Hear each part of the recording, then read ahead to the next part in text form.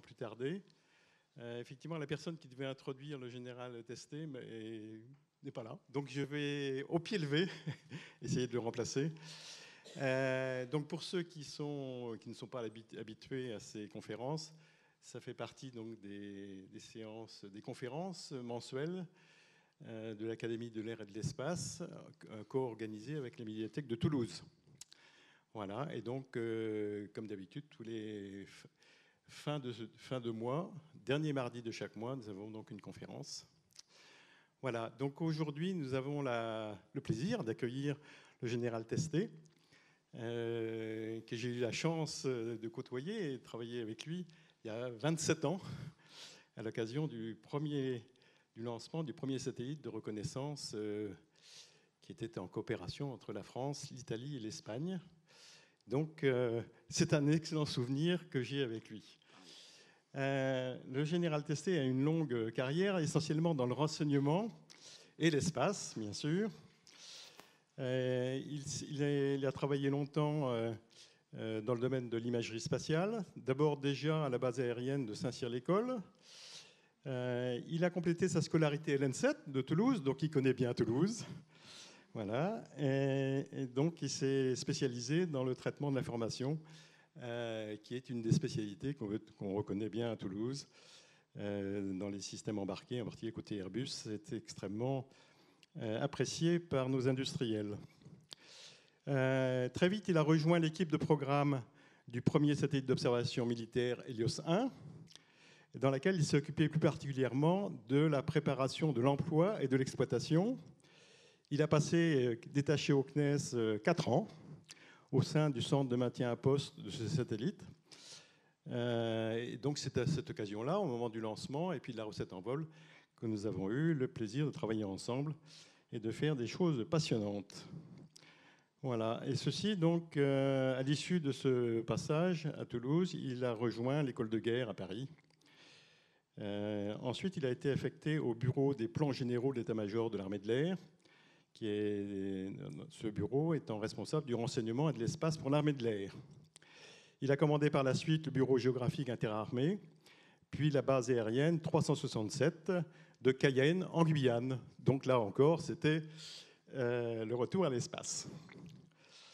Il a exercé les fonctions de sous-directeur de l'exploitation de la direction du renseignement militaire avant de prendre le commandement interarmée de l'espace de juillet 2014 à juillet 2017. Voilà, après ces longues années au sein des armées, il a pris sa retraite, mais c'est une retraite très active et il est très occupé. Et donc, je le remercie d'autant plus d'être là ce soir.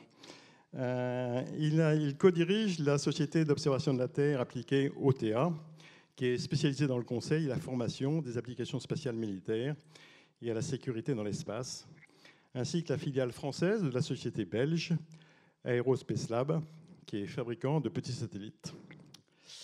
Le général Testé est commandeur de l'Ordre national du mérite et officier de la Légion d'honneur. Il est correspondant de l'Académie de l'air et de l'espace. Voilà, nous avons donc tout le plaisir de l'accueillir et je vous souhaite une bonne conférence. Il y aura, comme d'habitude, à peu près 1 heure de présentation. Et puis, la salle pourra poser ses questions en direct au général Testé. Et puis, voilà, donc vous pouvez poser toutes les questions que vous voulez. Merci, mon général. Je vous laisse la parole.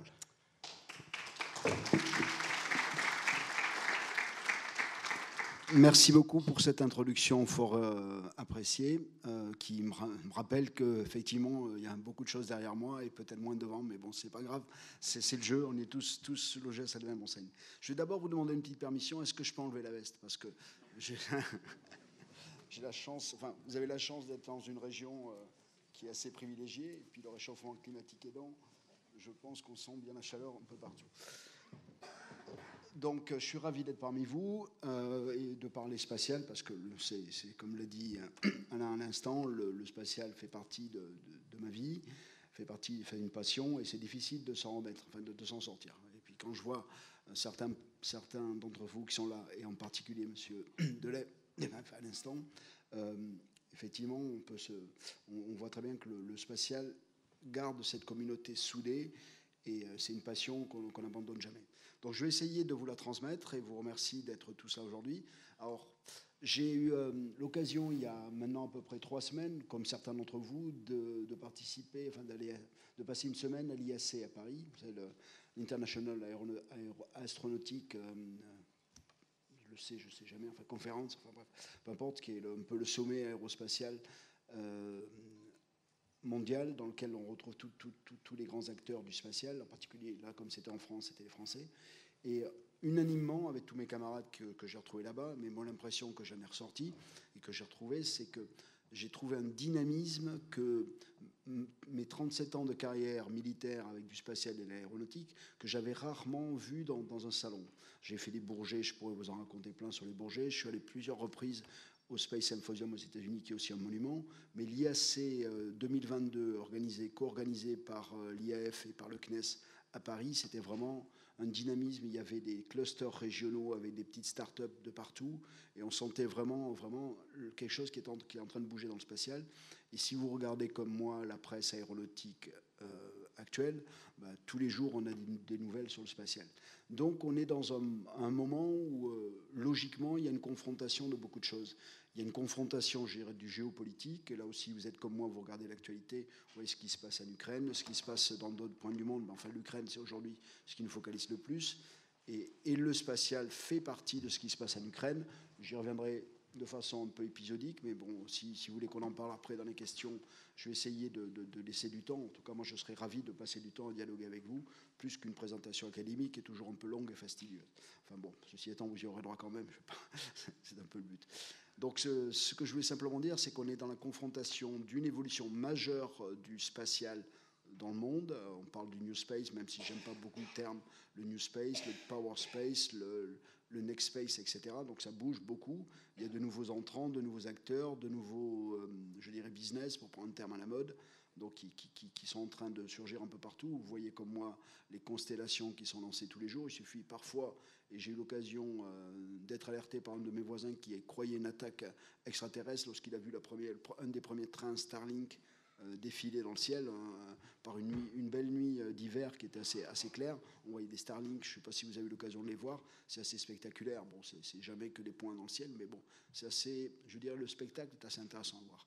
Et donc, on y est confronté au quotidien, ça. Et donc, cette confrontation, plus une situation géopolitique dans le monde qui est incertaine et de plus en plus incertaine, enfin, je fais partie de ceux, et je le dis malgré mon expérience du renseignement, qui, la veille de l'invasion de l'Ukraine par Poutine, ne croyait pas. Je ne pensais pas qu'il allait le faire. Donc je me suis planté, comme beaucoup d'autres, comme beaucoup d'experts.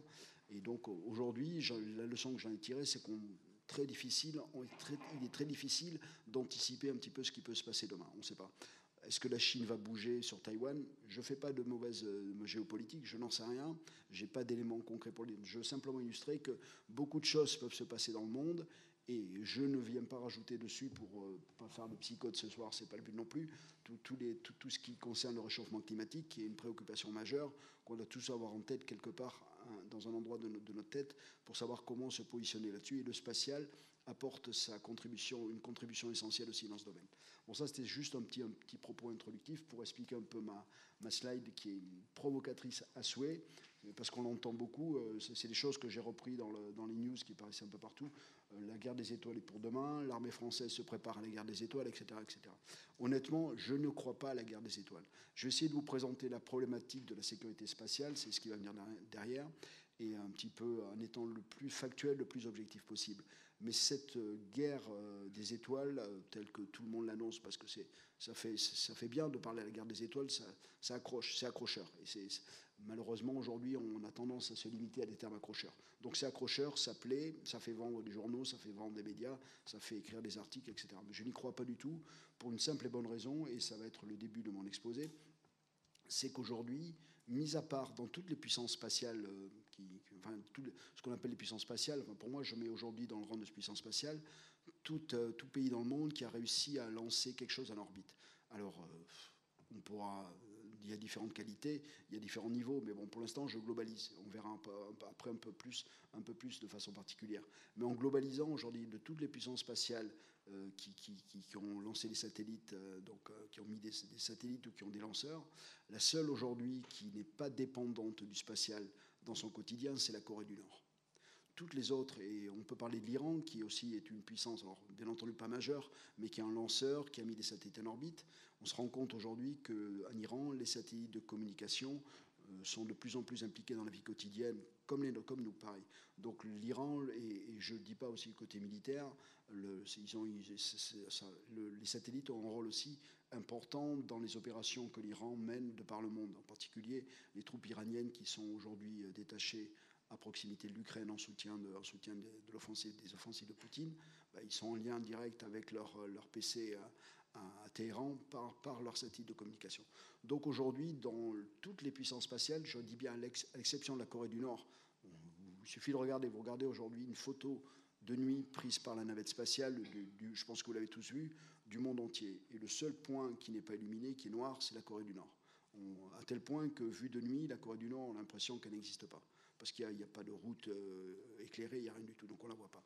Donc clairement, aujourd'hui, c'est un pays qui a voulu lancer des satellites. Bon, il a lancé un Spoutnik, pour dire clair, pas, ni plus ni moins. Mais donc, je le mets dans les puissances spatiales, puisqu'ils ont un lanceur, ils ont des missiles. Mais à l'exception de la Corée du Nord, tous les autres pays dans le monde, toutes les autres grandes puissances, aujourd'hui, sont dépendants du spatial. Dépendants et complètement, je dirais, à un point qui fait qu'une guerre, pour revenir à la guerre des étoiles, une guerre des étoiles, tout le monde aura à y perdre. Et si réellement, et je ne le souhaite pas du tout, et je n'y crois pas, je le répète, si réellement un jour il y a des batailles dans l'espace, c'est-à-dire des satellites qui sont détruits, je peux vous dire que la perte d'un satellite sera moindre mal avec ce qui se passera sur Terre. Donc ça, c'est pas pour être catastrophique, mais pour dire que je n'y crois pas du tout, et à mon avis, on n'est pas prêt d'y arriver. Donc ce que je me propose ce soir, c'est d'essayer de voilà un petit peu le plan que je vais essayer de suivre. Bon, les enjeux, j'avais déjà un petit peu parlé, mais bon, on va rentrer un peu dans le détail. Les risques et les menaces, c'est important.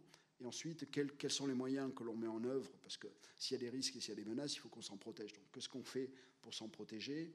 Et c'est là que je vais rentrer un petit peu plus après dans le détail sur toutes les stratégies que les différentes puissances spatiales, mis à part la Corée du Nord une fois de plus, mettent en œuvre pour protéger leurs moyens. Et ensuite, parce que j'aime bien, ça c'est ma déformation du renseignement, un renseignement factuel ne sert à rien. Un renseignement est utile s'il permet d'anticiper un petit peu ce qui va se passer derrière. Donc j'aime toujours réfléchir un petit peu à ce qui se passe derrière. Donc ce sera un petit peu la fin de mon propos, savoir comment l'avenir peut être avec tout ce que je viens de décrire rapidement. Et puis ensuite, on aura, j'espère, un dialogue fructueux entre nous. En tout cas, je serai disponible pour ça, si vous le souhaitez. Donc on va commencer par les enjeux. Alors j'ai trouvé, c'est un site canadien de l'Agence spatiale canadienne qui est très bien fait, qui comme tous, on est tous passés par là à un moment donné, on doit prouver aux citoyens que l'espace est utile. Et donc je trouve qu'ils ont fait un papier très pédagogique pour expliquer aux citoyens canadiens à quoi servaient les satellites et les investissements dans le spatial. Donc c'est parfois un peu simpliste, mais en tout cas ça a le mérite d'exister et d'illustrer un petit peu les choses. Donc on a la météo, on n'en parle pas beaucoup, parce que dans l'observation, la météo c'est vraiment un petit micro, mais vous êtes comme moi, vous regardez tous les soirs les news, et un des points importants dans les news, et de plus en plus avec l'évolution du climat, c'est la météo. Quel temps il va faire demain? Est-ce qu'il va encore faire chaud sur Toulouse demain? J'espère, mais bon, enfin, ça c'est autre chose. Mais bon, on en est tous là. Donc la météo, on n'en parle pas beaucoup, mais les satellites météorologiques aujourd'hui nous ont complètement révolutionné la façon de voir la météo, la façon de prédire, la façon d'anticiper, une fois de plus, de prendre un peu d'avance sur ce qui va se passer. Et donc elle est rentrée dans notre vie à nous au quotidien, mais il y a beaucoup d'applications, beaucoup de métiers qui aussi l'ont intégré pour améliorer le rendement de leur travail. Donc ensuite, il y a la téléphonie et la télé, donc ça c'est la communication, et puis l'observation. Donc je ne vais pas passer longtemps, simplement tout ça c'est pour illustrer qu'on a une très très forte dépendance de nos sociétés modernes, à l'exception de la Corée du Nord, mais est-ce qu'on peut dire que la Corée du Nord, on peut dire je suis lourd avec la Corée du Nord, donc je vais arrêter. La Corée du Nord est une société moderne, je ne sais pas. Mais donc je le mets toujours un petit peu à part. Mais tout le reste, dans le monde entier, on a une très forte dépendance. Très très forte dépendance. Voilà encore un petit peu de l'illustration, mais là j'ai l'impression d'enfoncer les portes ouvertes parce que vous faites partie d'un public qui, je pense, est convaincu sur l'utilité du spatial, donc il n'y a pas besoin de passer trop de temps là-dessus. On est dépendant du spatial, nos sociétés sont dépendantes du spatial. Les transactions, c'est l'exemple, je dirais, le plus emblématique parce qu'il génère énormément de profits et il peut générer aussi énormément de troubles. Les transactions financières dans le monde sont synchronisées par les satellites de navigation comme le GPS, comme Galileo, etc. Donc qui distribuent, et ça on en parle beaucoup moins que la navigation qui vous sert à vous guider dans votre véhicule, il y a aussi la distribution du temps, donc de l'heure de référence avec une précision qui est atomique, on va dire, puisque c'est des horloges atomiques, donc une extrême précision, et qui permet à n'importe, comme c'est global, n'importe quel point du monde d'être synchronisé de la même façon. Et en particulier pour les transactions financières, c'est essentiel. Donc je veux dire, c'est un autre exemple. Et je ne vais pas tous les passer, mais on est extrêmement dépendant des satellites. Donc ça, c'était un petit truc sur... pour les jeunes un peu plus, pour expliquer, alors il suffit de lire, manger son bol de céréales le matin, donc pour connaître le meilleur moment pour irriguer les champs, etc., on a besoin des satellites d'observation. Enfin bon, c'est aussi simpliste que ça, mais ça montre que le spatial est dans notre vie. Et le chiffre que l'on retrouve partout dans la littérature, et à un moment donné, je me suis dit, c'est un peu trop fort, mais bon, il s'explique très bien, c'est que le citoyen occidental moyen utilise chaque jour 47 satellites. Alors 47, vous allez me dire, c'est pas possible, 47, je n'utilise jamais 47 satellites. Prenez la constellation GPS, c'est presque une trentaine de satellites à lui tout seul. Galiléo, c'est pareil. Donc après, vous avez de la communication, vous avez de l'observation. Donc si vous faites ne serait-ce que si vous faites du Waze, comme moi pour venir ici, je prends le Waze. Dans le Waze, vous avez du GPS et vous avez de la géographie. Et la géographie, c'est de l'observation, rien que ça. Donc, et puis ensuite, si vous téléphonez sur le chemin pour appeler votre conjoint en disant voilà, j'aurai du retard parce qu'il y a beaucoup de circulation, là vous utilisez la communication. Enfin, bref. Donc on arrive à ce chiffre de 47 qui est reconnu par tout le monde aujourd'hui. 47 satellites pour vivre au quotidien, par jour. Chacun d'entre nous. On n'en a pas conscience, il faut avoir ça en tête. C'est vraiment une dépendance. Là, je vais revenir dans mon métier, et je ne vais pas tout détailler parce que c'est compliqué. Dans le métier militaire, là aussi, petit à petit, et le meilleur exemple, et je vais rejoindre un petit peu l'introduction qui a été faite tout à l'heure, on a parlé des débuts du spatial, des débuts, et on l'a vécu ensemble. On a travaillé sur le programme Helios 1, qui était le premier satellite d'observation. Premier satellite d'observation militaire. C'était dans les années la fin des années 90, quoi. 95, le lancement du premier, et 2000, le lancement du second, quelque chose comme ça en tête, dans ces eaux-là. À cette époque-là, on avait la première génération, s'appelait Helios 1. Donc il a été lancé en 95, le deuxième modèle de vol lancé en 2000, et puis donc après il y en avait que deux. Donc il fallait 5 ans de durée de vie, il faut préparer la génération d'après. La génération d'après, c'est Helios 2 avec des performances améliorées, etc. Et qui vient juste de terminer sa vie et d'être remplacé par CSO. Pour ceux qui connaissent un peu le milieu, on est maintenant la 3e génération de satellites et on prépare la 4e. Je veux simplement illustrer pour dire comment la mentalité des militaires a évolué. Pour passer d'Helios 1 à Helios 2, on a eu des débats budgétaires, capacitaires énormes, d'abord entre les convaincus du spatial, comme les gens de l'industrie spatiale, le CNES, quelques militaires, dont je m'honore d'avoir fait partie, se bagarrer contre les décideurs militaires qui, eux, trouvaient encore à l'époque que le satellite, en particulier d'observation, était un joujou pour spécialistes, pour aviateurs qui avaient envie de se faire plaisir. Je caricature à peine. Donc ça, c'était pour passer de la génération Helios 1 à la génération Helios 2, c'était au début des années 2000. On est maintenant en 2022. Le passage de la 2e génération à la 3e s'est fait, il n'y a pas eu de discussion, quasiment pas. Remplacer Helios 2 par CSO, ça s'est fait, mais alors à l'unanimité. Tellement dans les 10 années pendant lesquelles ces satellites d'observation avaient été mis au service des militaires, on avait vu le bénéfice que ça apportait au quotidien. La plus-value qu'on avait en termes d'autonomie, d'appréciation de situation, enfin ça c'est des termes qu'on retrouvait partout, en tout cas la force que ça donnait aux armées françaises de disposer de cet outil par rapport à d'autres pays qui ne l'avaient pas, et l'avantage que ça nous donnait.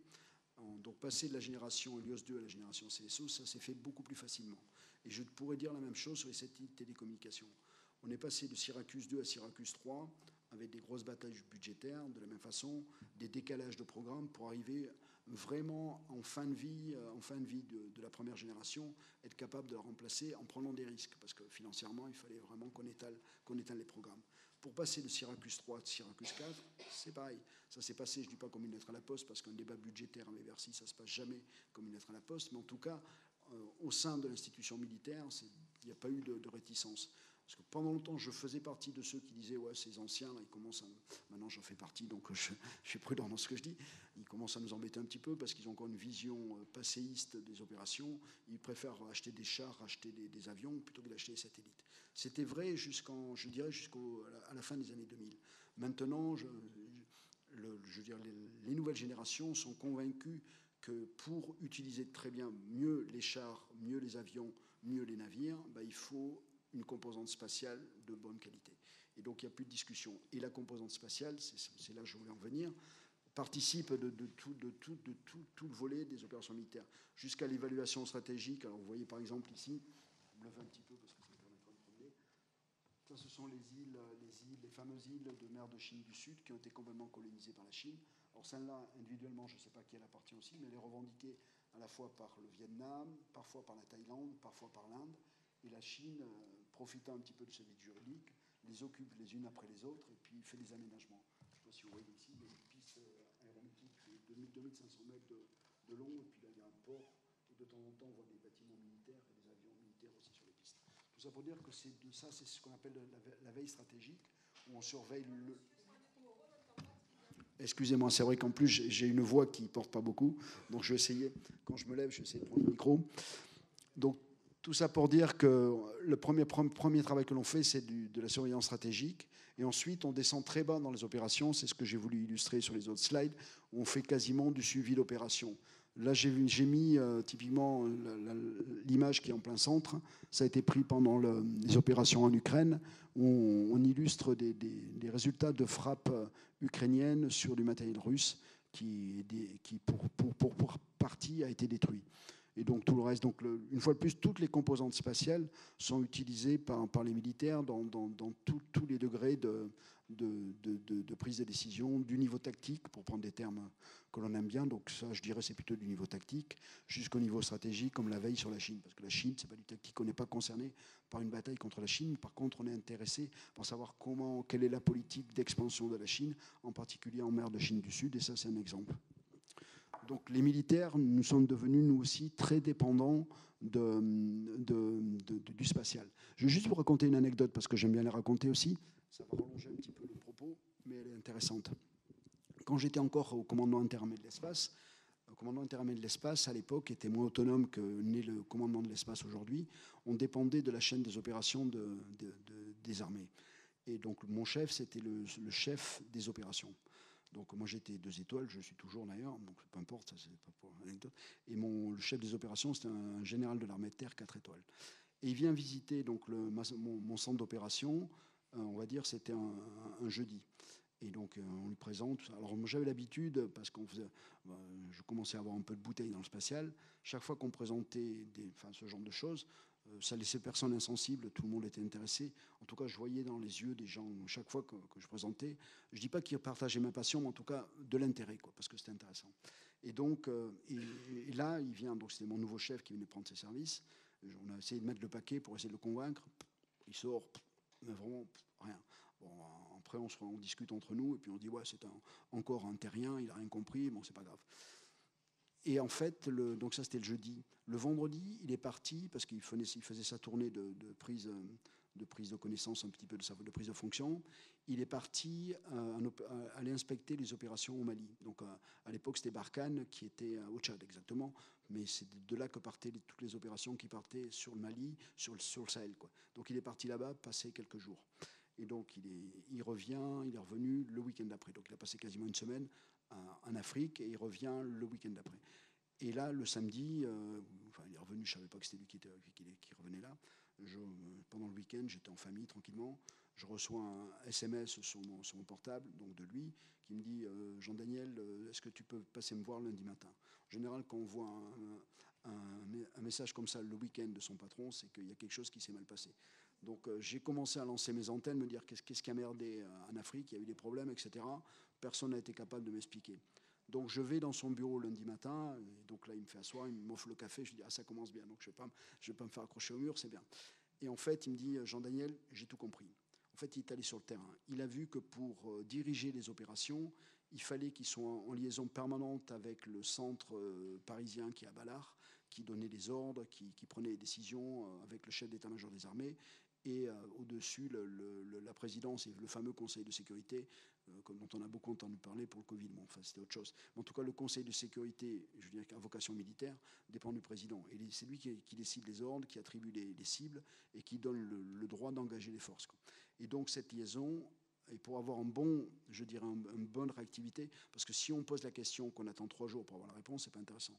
Donc, pour avoir la réactivité souhaitée, il fallait qu'elle soit en lien très, très direct avec les opérations. Et donc ce lien direct et permanent ne pouvait se faire que par des satellites de communication. De la même façon que les mouvements des djihadistes au nord je dirais du Mali, on ne pouvait les suivre réellement. Alors bien sûr, vous allez me dire, on a les drones. Mais les drones, il faut qu'ils rentrent se ravitailler. Donc les drones, on les dirige sur une opération que l'on connaît. Et pour connaître l'opération qui est en cours, pour l'anticiper en tout cas, une fois de plus, on retombe sur l'anticipation, les satellites, c'est le rôle des satellites.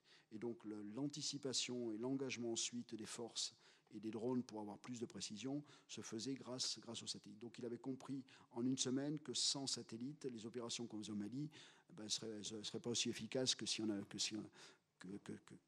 des satellites. Il avait tout compris. Et donc très bien. Après, ça a été le premier supporter je dirais du spatial dans les armées. Ça fait partie des gens qui ont été convaincus et qui ensuite ont milité pour le renouvellement des compétences. Donc tout ça pour illustrer que l'importance au niveau des militaires, c'est encore plus, je dirais, qu'au niveau de la société. Le spatial est imbriqué dans toutes les opérations militaires. Continue, là on va parler un petit peu des risques et des menaces. Je suis désolé, je raconte ma vie, je suis un peu long. Je vous ai dit que c'était une passion, donc c'est un peu difficile de ne pas raconter. Enfin bref. Donc j'essaie d'accélérer un peu parce que je préférerais ensuite qu'on interagisse ensemble plutôt que...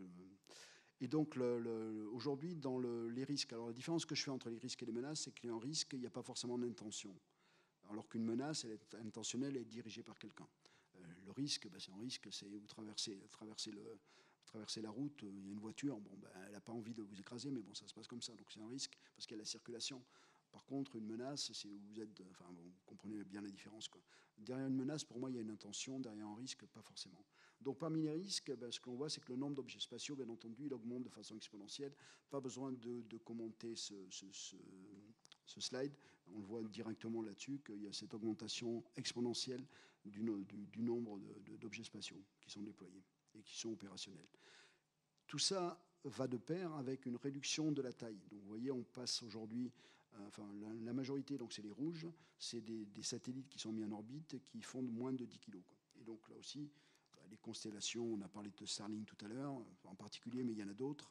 Il y a beaucoup d'objets, il y a de plus en plus aussi d'acteurs, c'est-à-dire que parmi ces petits objets, vous avez l'université de Ouagadougou, l'université de Bangkok, etc. Beaucoup d'universités dans le monde qui font des CubeSats et qui les mettent en orbite, puisque le coût de lancement, on y reviendra aussi, a énormément baissé. Et donc l'accès à l'espace est devenu beaucoup plus facile et les objets qui sont mis en orbite sont de plus en plus petits. Qui dit petit, pas facile à détecter et pour la majeure partie d'entre eux, pas manœuvrable. En tout cas, ce n'est pas eux qui peuvent manœuvrer.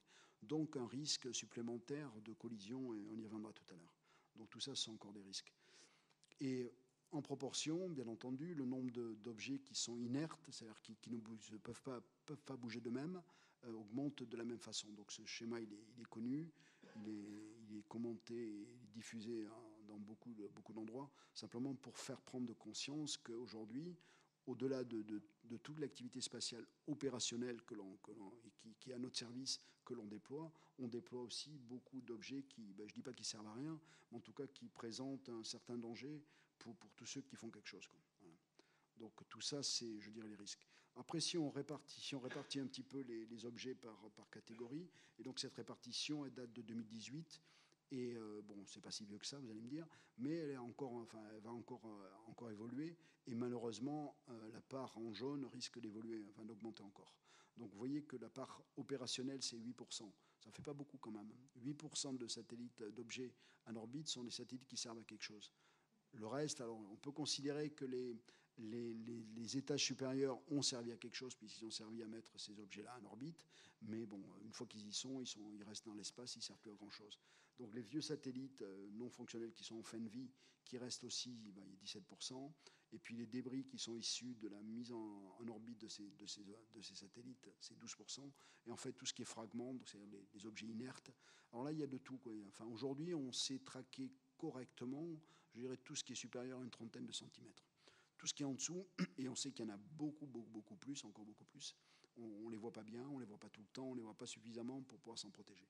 Par contre, tout ce qui est au-delà de 30 cm, maintenant c'est bien catalogué, on a un peu partout dans le monde des capteurs qui nous permettent de bien les voir. Et donc on est à peu près sûr de nous sur ce cas-là. Je voulais illustrer ça aussi parce que c'est normalement ces deux courbes, la précédente que j'ai montrée et puis celle-là, elles sont l'une après l'autre habituellement, tout simplement pour dire que cette augmentation subite de débris, on va dire, ou d'objets inertes dans le spatial, est due en particulier à deux événements. Tous ceux qui sont intéressés un peu au sujet les ont en tête. Le tir anti-satellite chinois, donc un tir de missile chinois en 2007, qui a détruit un de leurs vieux satellites en orbite basse de météo, de mémoire, et donc a créé des milliers et des milliers de débris, qui eux-mêmes maintenant, puisqu'on était en 2007, là on est en 2022, comme ils sont sur l'orbite, eh ben, ils se rencontrent les uns les autres, ils rencontrent d'autres débris, ils en créent encore, et ainsi de suite. Donc on n'est pas encore dans ce qu'on appelle le syndrome de Kessler, c'est-à-dire qu'on n'arrive pas à contrôler cette propagation et ces collisions, on n'en est pas encore là, mais en tout cas, ce nuage, initialement, je dirais à peu près de 3000 débris spatiaux créés par le tir de missiles chinois, il a grandi en ordre de grandeur, je dirais qu'aujourd'hui, on est à peu près à 5000 débris contre 3000 initialement. C'est que des ordres de grandeur, je n'ai pas de certitude. Et puis, il y a eu aussi une collision entre deux satellites, l'Iridium 33 et le Cosmos 2251. Ça, c'était plutôt de mémoire en 2008. Et donc, qui a créé aussi pas mal de débris. Et donc, vous voyez, mon slide s'arrête en 2012, on est en 2022. Entre-temps, il y a eu un autre tir indien et un tir russe qui ont encore rajouté des débris. Donc, vous imaginez un petit peu. Et tout ça, enfin bon, j'y vais y revenir tout à l'heure, je ne vais pas le traiter maintenant. Au niveau européen, on a un outil qui est intéressant, qui nous permet de faire des bilans, de répertorier les choses, d'avoir une vision européenne. Alors là aussi, je le cite parce que c'est européen, c'est bien, mais c'est insuffisant et j'y reviendrai tout à l'heure aussi. Donc simplement pour vous donner quelques chiffres, ce qui est intéressant à savoir, c'est que cet outil fait 300 000 mesures par jour et protège, je dirais, 268 satellites, qui sont les satellites de l'Union européenne ou les satellites d'opérateurs européens. Et donc, on les surveille, on surveille ce qu'il y a dans leur environnement. Et si, à des moments donnés, ils sont susceptibles d'être menacés par des débris ou par autre chose. Et donc, tous les ans, grosso modo, ce qu'il faut avoir en tête, c'est qu'on fait 435 évidements de collision. Voilà, pour ces 268 satellites surveillés. Ça, c'est la moyenne qui date de 2021 pour l'IOSST, donc c'est relativement récent. L'évolution, alors je n'ai pas voulu mettre l'évolution pour ne pas affoler tout le monde non plus, mais l'évolution est assez importante et à la hausse dans les années depuis 2012 que IOSST a été lancé. Alors, bien entendu, en 2012, il n'avait pas les mêmes moyens qu'il a aujourd'hui. Il y a eu d'évolution, bien entendu, depuis. Mais bon, au départ, il n'y avait pas autant d'objets et d'évitements de collision. Moi, à titre perso, quand j'étais au commandement de l'espace, le nombre d'alertes anti-collision pour les satellites d'observation en orbite basse a été multiplié par 4 pendant les 3 années où j'étais au commandement de l'espace, en 3 ans. Sur les satellites, donc j'y mets aussi les Pléiades, puisqu'on les utilisait, ils appartenaient au CNES et à Airbus, mais ils étaient aussi utilisés par les militaires. Donc les 2 Pléiades, les 2 Hélios, pendant 3 ans, moi je n'avais pas encore les CSO, pendant 3 ans, on a multiplié par 4 le nombre d'alertes collision. Alors, les alertes anti-collision, vous verriez les chiffres, il y en a des centaines de milliers par jour, parce que la maille, excusez-moi, vous faites bien de me le dire, la maille américaine est très large, donc ils balancent des alertes pour un peu n'importe quoi. Enfin, je suis méchant quand je dis ça, pas n'importe quoi, mais bon, ils prennent beaucoup de précautions, donc ils préfèrent alerter large qu'alerter trop tard. Donc on a beaucoup d'alertes au quotidien, il y en a très peu qui, derrière, donnent lieu à des manœuvres. Donc, mais ce qu'il faut savoir quand même, c'est qu'en termes de manœuvres, pour les satellites militaires que l'on surveillait. Moi, j'ai eu 4 fois plus de manœuvres en 2018 que j'en avais en 2014. Donc, est-ce que c'est significatif du reste? Moi, c'est le chiffre que j'ai en tête. C'est tout simplement pour dire que ça augmente. La pollution et le risque de collision augmentent. Peut-être pas dans ces proportions pour tout le monde, mais bon, c'était ce qu'on a vécu pour les militaires. Et puis demain, vous connaissez comme moi un petit peu toutes les constellations qui vont être déployées. Certains affichent d'ores et déjà que c'est des constellations qui ne manœuvreront pas. Je pointerai personne du doigt, parce que ce ne serait pas sympa non plus, puis ce n'est pas l'objet de ce soir, mais bon, il y en a quelques-uns, et on a eu l'exemple récemment entre un rapprochement d'un satellite Starlink avec un satellite Aeolus, je crois que c'était de l'ESA, sur lequel c'est l'ESA qui a dû manœuvrer. Et donc tout ça, on va augmenter le déploiement des constellations. Je ne sais pas si vous avez entendu parler de la constellation eSpace. Honnêtement, je ne sais pas s'il faut y croire, mais qui parlait déjà de plus de 300 000 objets de toute petite taille déployés pour faire de la communication sécurisée. Donc 300 000, là on explose tous. Déjà là, il y en a beaucoup. Si on passe à 300 000, c'est encore autre chose. Mais bon, après, est-ce que ce projet sera viable? Est-ce qu'ils iront tous au bout? Je ne sais pas. En tout cas, ce qui est clair, c'est que la tendance de déploiement des constellations augmente régulièrement. Et donc on aura de plus en plus d'objets en orbite, soyez-en sûrs. Et le but, alors j'aime bien ce schéma parce qu'on voit un petit peu la tendance. En fait, ce qu'il faut éviter, en toute objectivité, il faut rester dans la zone verte. C'est-à-dire qu'il faut éviter que la pollution de l'espace soit telle qu'on rentre soit dans les zones jaunes et oranges, soit dans le pire dans la zone rouge. Dans la zone rouge, c'est le syndrome de Kessler que je disais tout à l'heure. C'est-à-dire que tous les objets se rentrent en collision les uns avec les autres et on n'arrive plus à rien contrôler. Donc là, plus aucune opération n'est viable dans l'espace. Sustainability, c'est un terme que vous trouvez partout, qui est difficilement traduisible. Enfin, pour moi, c'est la viabilité. La viabilité des satellites en orbite. Donc, bien entendu, vous comprenez comme moi qu'il faut rester dans la zone verte parce que c'est là qu'on est confortable et qu'on peut réellement continuer à opérer tranquillement nos satellites et à les utiliser pour le bien de l'humanité. Donc, il faut absolument qu'on reste là-dedans et qu'on contrôle le déploiement d'objets en orbite et la création de débris pour rester dans cette zone-là. Maintenant, je vais parler un petit peu des menaces. Alors ça, c'est, je dirais, la Madeleine de Proust, enfin la mienne en tout cas, c'est, je dirais, un peu l'élément déclencheur de beaucoup de choses. C'est la première fois que l'on voyait dans l'espace un de nos satellites, la grosse patate, c'est Syracuse 3, et à côté, il y a un objet. Voilà. Donc on a vu ça avec un télescope de surveillance de l'espace de la société, à l'époque c'était Airbus, maintenant c'est Ariane Group, qui nous a donné cette photo. C'était en 2012, parce qu'ils trouvaient ça bizarre, et nous aussi on trouvait ça bizarre. Et donc c'est la première fois qu'on a été confronté à ce genre de phénomène, qui était qu'il y avait quelque chose qui s'était rapproché d'un de nos satellites, je dirais stratégiques, puisqu'un satellite de télécommunication comme Syracuse, c'est vraiment un satellite stratégique. Et puis on ne savait pas ce que c'était. Et honnêtement, aujourd'hui, je suis bien incapable de vous dire ce que c'était.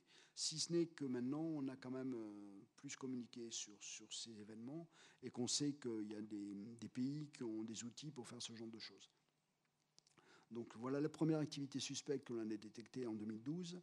Et puis il y en a eu d'autres. Alors les plus récentes, bon ça c'est une vue d'artiste. Mais bon, on sait très bien que le Xinjiang 21, expérimenté par les Chinois, il a été expérimenté pour aller enlever des débris ou des satellites inertes en orbite, les désorbiter et faire en sorte qu'ils brûlent dans l'atmosphère. Voilà un petit peu le principe. On n'est pas sûr du tout que c'est comme ça que ça fonctionne. C'est simplement une vue d'artiste pour illustrer le principe. Vous imaginez bien que s'il peut aller chercher un objet comme un débris ou comme un troisième étage de fusée, il peut aller chercher aussi un autre satellite. Donc, beaucoup de questions là-dessus. Pour nous, ça reste du niveau des activités suspectes. Le plus célèbre, c'est le louche. Alors le louche, le voilà, le fameux louche. Pourquoi il est célèbre? Parce que la ministre, en 2017, ici à Toulouse, a communiqué dessus. Et donc a communiqué que le louche, c'était un satellite russe en orbite géostationnaire qui se rapprochait un peu trop d'un de nos satellites qui était Athénéphilis, qui était un satellite de télécommunication franco-italien. Mais il ne s'est pas rapproché que de nôtres. Là, vous avez un petit peu la restitution de sa balade sur l'orbite géostationnaire, qui montre qu'il s'est rapproché des Eutelsat, il s'est rapproché de Skynet, il s'est rapproché d'Intelsat et il s'est rapproché des Arabsat. Donc il s'est rapproché de beaucoup de satellites de télécommunications sur l'arc géostationnaire. C'était assez intéressant et assez problématique. Et puis, je vais continuer dans les Xinjiang aussi. Il y a un inspecteur de proximité en géo, donc ça c'est Xinjiang, c'est la version russe un peu du Lusholem, qui lui aussi s'est s'est promené et puis a fait un certain nombre d'activités sur l'orbite géostationnaire en se rapprochant d'autres satellites. Tout ça pour dire qu'on a potentiellement des menaces. Alors pour l'instant, ce ne sont que des menaces. Alors, quand on dit menaces, il ne va pas les casser le satellite, du moins pas pour l'instant. Il va simplement se limiter à aller espionner, déjà voir ce que c'est, quelles sont les capacités. Et ensuite, si le satellite, comme c'est un satellite, si c'est un satellite de télécommunication, quelle fréquence il utilise, et éventuellement l'interception des communications pour être en mesure, avec des ordinateurs au sol, de les déchiffrer et ensuite d'avoir accès au contenu des communications. Bon, là, j'extrapole un petit peu, on n'a pas de preuve de ça, mais on sait que, en tout cas, ce type d'opération permettrait, in fine, de faire ça. Ce qui pose quand même beaucoup de questions, quand même. Et puis, le plus emblématique, qui est assez rigolo, c'est celui-là, c'est le satellite russe Cosmos 2542. 2543, on ne sait pas trop comment on doit l'appeler, c'est 2542, 43, 35, 36. En fait, qu'est-ce qui s'est passé? Donc, 2542 a été mis en orbite. Là, c'était en orbite Léo, en orbite basse, a libéré un autre satellite qui était le 2543, qui lui-même s'est rapproché d'un 2535 et a lâché un petit objet. Alors ça aurait pu être un projectile, un autre objet. C'est les poupées russes. C'est russe, c'est les poupées russes. C'est un gros satellite qui en lâche un petit, qui en lâche encore un peu petit, qui lui-même se rapprochait d'un autre satellite en orbite. Le satellite qui avait lâché la dernière petite poupée, il s'est éloigné, il a retrouvé une position plus stable. Et les trois autres ont continué à jouer entre eux, c'est-à-dire à se tourner autour, à faire des manœuvres les uns autour des autres, etc., etc. Qu'est-ce que ça prouve? Bon, ils se sont amusés. Okay, du côté des Russes, ils nous disent qu'un peu comme les Chinois, c'est pour eux une façon d'aller inspecter leurs propres satellites pour voir s'ils sont en bon état. Et on a l'exemple au niveau de l'Agence spatiale européenne des dysfonctionnements survenus, en particulier, je me rappelle, sur Envisat, ça commence à dater un petit peu, ou plus récemment sur une collision sur un panneau solaire d'un des sentinelles, je ne me rappelle plus lequel, où effectivement c'était intéressant d'avoir quelque chose pour aller voir ce qui s'était réellement passé. En tout cas, quels étaient les dégâts sur le satellite. Et les Russes, typiquement, ils nous disent, ben voilà, ce type d'outil, on l'expérimente pour faire ça. Pour aller voir, lorsqu'on a un satellite qui s'arrête en orbite de fonctionner, pour aller voir si, vu de l'extérieur, on ne peut pas comprendre pourquoi il s'est arrêté de fonctionner. Ok, très bien, on peut l'entendre, ça correspond à une façon d'opérer très pacifique, mais vous serez comme moi, enfin, militaire, forcément quelque part l'esprit un peu mal placé. Quand on peut faire ça, on peut faire beaucoup d'autres choses, quoi, et des choses beaucoup moins agréables. Voilà pour les risques et les menaces. Je m'aperçois que l'heure retourne, mais je suis toujours à la troisième partie, donc on va essayer de passer un peu plus vite encore, excusez-moi. Donc les moyens, qu'est-ce qu'il nous faut? Parce que pour comprendre ce qui se passe dans l'espace, il faut absolument qu'on comprenne ce qui se passe dans l'espace. Et pour comprendre ce qui se passe dans l'espace, il faut qu'on réalise ce qu'on appelle un système de SSA, Space Situation Awareness, ou de SDA, Space Domain Awareness. Alors je ne veux pas faire de la sémantique, je ne veux pas me battre. Pour moi, c'est une bataille qui est inutile. En fait, on a besoin de connaître ce qui se passe dans l'espace, de l'évaluer et d'attribuer les actions dans l'espace. Et pour ça, il y a tout un tas de choses, beaucoup de choses dont il faut qu'on dispose. Voilà un petit peu le schéma complet je ne vais pas le détailler, je vais passer le périmètre qui est englobé dans l'ensemble. Donc il faut des capteurs, il faut des moyens d'analyse, il faut des spécialistes qui nous surveillent les activités pour derrière élaborer une situation, la comprendre et décider des mesures que l'on va faire pour protéger nos satellites s'ils sont menacés. Je vais passer vite là-dessus. Donc d'abord, on va parler des capteurs. Le premier, c'est l'élément clé, il nous faut des capteurs pour arriver à avoir l'information. Une fois qu'on a cette information, il faut la partager, il faut la recouper avec d'autres choses. Donc c'est ce qu'on appelle du command and control et l'analyse. Il faut la comparer et in fine, il faut pouvoir prendre une décision.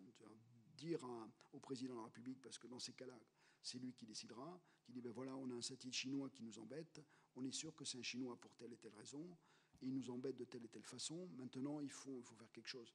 Il faut dire aux Chinois que c'est pas sympa, d'une part, ou alors il faut manœuvrer notre satellite. Enfin bon, il faut prendre une décision. Et donc cette décision, elle incombe aux plus hautes instances en France, donc le conseil de sécurité ou le président lui-même, quoi, en fait.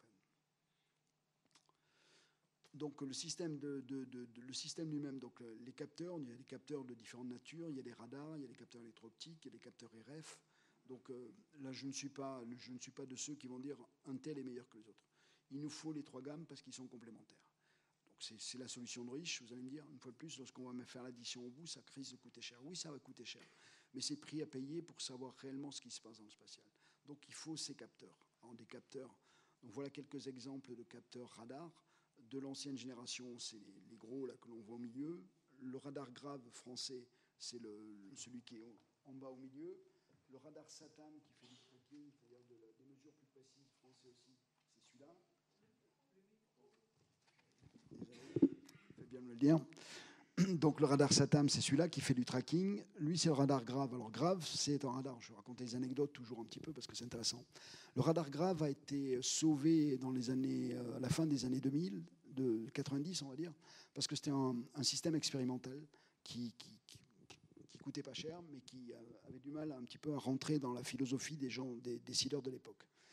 Et du jour où on a décidé de le faire opérationnel, je me rappelle un de mes prédécesseurs qui était donc au bureau espace à l'époque, puisqu'il n'y avait pas le commandement de l'espace, il était dans un colloque comme ça, avec un Américain qui lève la main et qui dit « Qu'est-ce que vous allez faire ?» Les Américains publient aujourd'hui, partout, ils publient la liste de tous les satellites du monde qui sont opérationnels pour des soucis d'anticollision. C'est vrai que vous allez sur Internet, vous tapez Spacetrack, vous avez tous les satellites mondiaux avec leurs paramètres orbitaux. C'est facile à faire, c'est open, c'est pour tout le monde. Et donc à l'époque, dans les satellites en question, il y avait tous nos satellites d'observation, dont les Helios. Ce qui nous gênait un petit peu parce que à partir de là, on peut savoir quand Helios passe et quand il fait des photos du sol. Et donc, si un pays ne veut pas qu'on sache ce qu'il fait, ben, au moment où le satellite passe, il se cache. Donc, c'est pas bien de connaître les paramètres des satellites. On n'était pas très content. Donc, l'Américain pose la question à mon camarade. Et mon camarade, qui était un peu teigneux, lui répond ben, de toute façon, maintenant qu'on a grave, on va faire la même chose. On va publier les informations des satellites américains. 2 jours après, le bureau complet, l'attaché de défense américain était à l'ambassade. Tout le monde était réuni pour savoir un petit peu, réunion de crise, savoir comment on gère tout ça. C'était tout simplement pour vous dire qu'à partir de ce moment-là, du moment où on a eu ce capteur, on est rentré dans la cour des grands. On est rentré dans la cour de ceux qui avaient qui avaient la capacité de savoir ce qui se passait dans l'espace. Et donc, de compter à un niveau fort, d'avoir un poids un peu plus fort dans le dialogue bilatéral. Donc c'est une importance particulière et c'est encore aujourd'hui le fer de lance de notre capacité française. Donc ça, c'est un radar américain qui est déployé un petit peu partout dans le monde. Celui-là, il est en Grande-Bretagne. Donc c'est un radar classique au départ qui a été monté pour faire la surveillance des missiles balistiques, qui ensuite a été adapté à la surveillance des satellites en orbite basse. Après, les plus modernes, là vous avez le radar de Leolabs, qui est une petite compagnie américaine, qui en a 3, maintenant 4, je pense, dans le monde. Donc pour faire la surveillance aussi, de la même façon, c'est un mini-grave, on va dire. Et puis là, par contre, ça, c'est la Space Fence, le gros outil américain qui est capable, normalement, de détecter des objets en orbite basse d'une taille du centimètre. Donc le premier site est opérationnel sur une île de l'océan Indien qui s'appelle Kwajalein ou Pacifique, je ne sais plus. Kwajalein sur le Pacifique. C'est celui-là, c'est ce site-là, avec un émetteur ici, un récepteur là-dedans, et beaucoup de sources d'énergie par ici. Donc, il fait une nappe dans le ciel, et donc tous les satellites qui traversent cette nappe tous les objets, parce qu'il n'y a pas que les satellites, il y a les objets, sont détectés, mesurés, etc. Donc, il est capable de détecter des objets d'une taille de 10 cm, alors que Grave, lui, a été conçu pour détecter des objets de la taille d'une machine à laver. L'exemple qu'on me donne toujours, Grave est capable de détecter une machine à laver à Marseille. En gros, c'est ça. C'est-à-dire une machine à laver à une orbite de à peu près 1000 km d'altitude, quoi. Voilà, depuis Paris à Marseille. Alors que le Space Fence, qui vient juste de rentrer opérationnel, lui fait du 10 cm. Donc c'est vraiment... On n'a pas encore tous analysé parce que les Américains ne communiquent pas trop encore et n'ont pas complètement distribué les données de la Space Fence. En tout cas, les spécifications et ce que dit l'industriel est quand même assez spectaculaire en termes d'outils. Ils en ont un deuxième qui devrait être en opération en Australie pour compléter le premier coup. Voilà.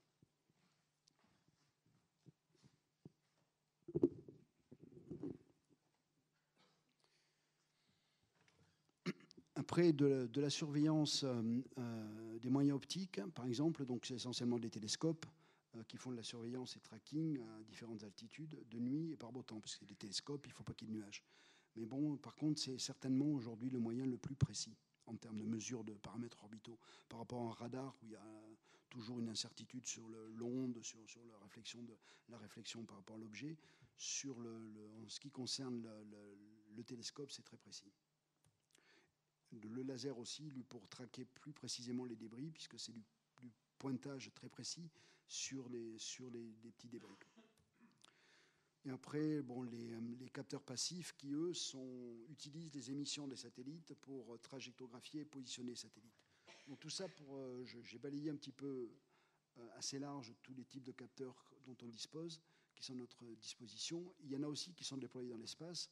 Et ceux qui sont déployés dans l'espace, leur but, c'est d'aller faire ce que j'appelle du renseignement. Donc, bien entendu, ils vont affiner les paramètres orbitaux, mais ils vont surtout ramener des photos, un petit peu comme celles qui sont là, qui sont des photos qui nous permettent, à nous, au sol, de déterminer quel est l'objet et à quoi il sert. Et ça, c'est particulièrement important.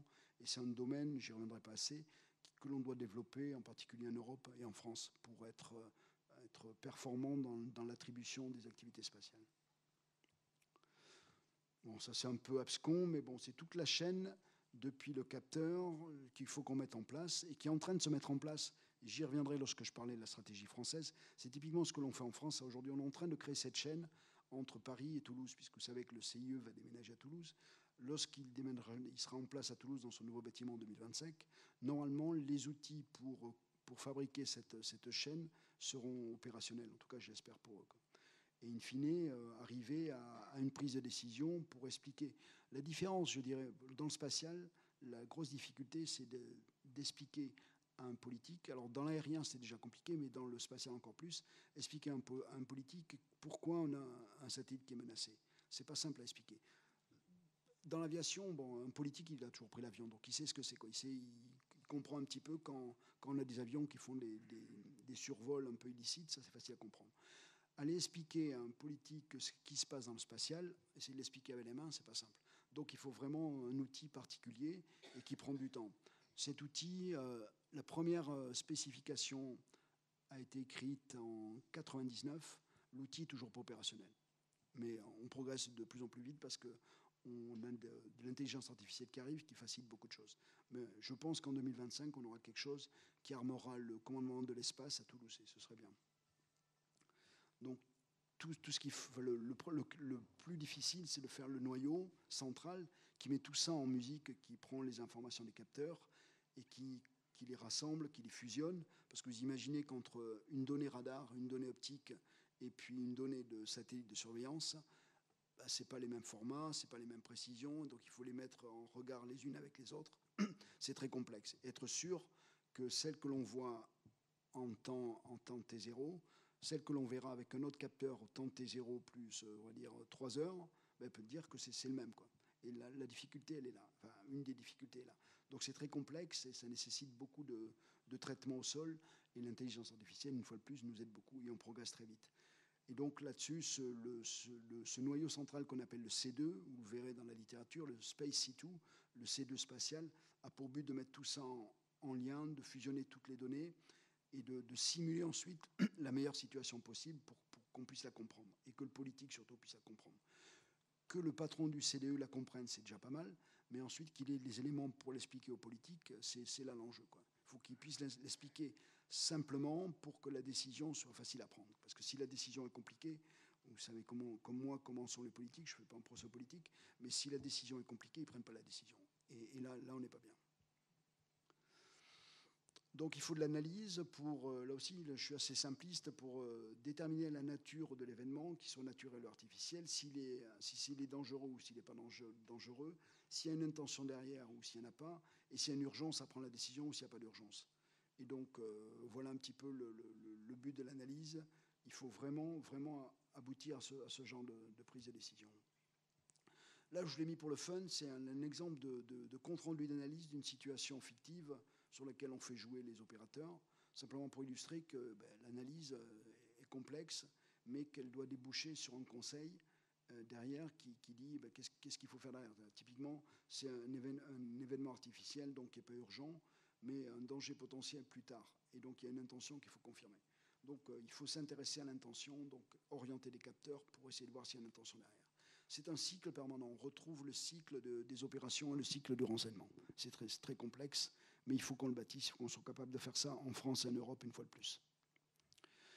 L'analyse on se dit toujours quel est le résultat. Il faut qu'on identifie. Et l'identification, c'est le plus dur.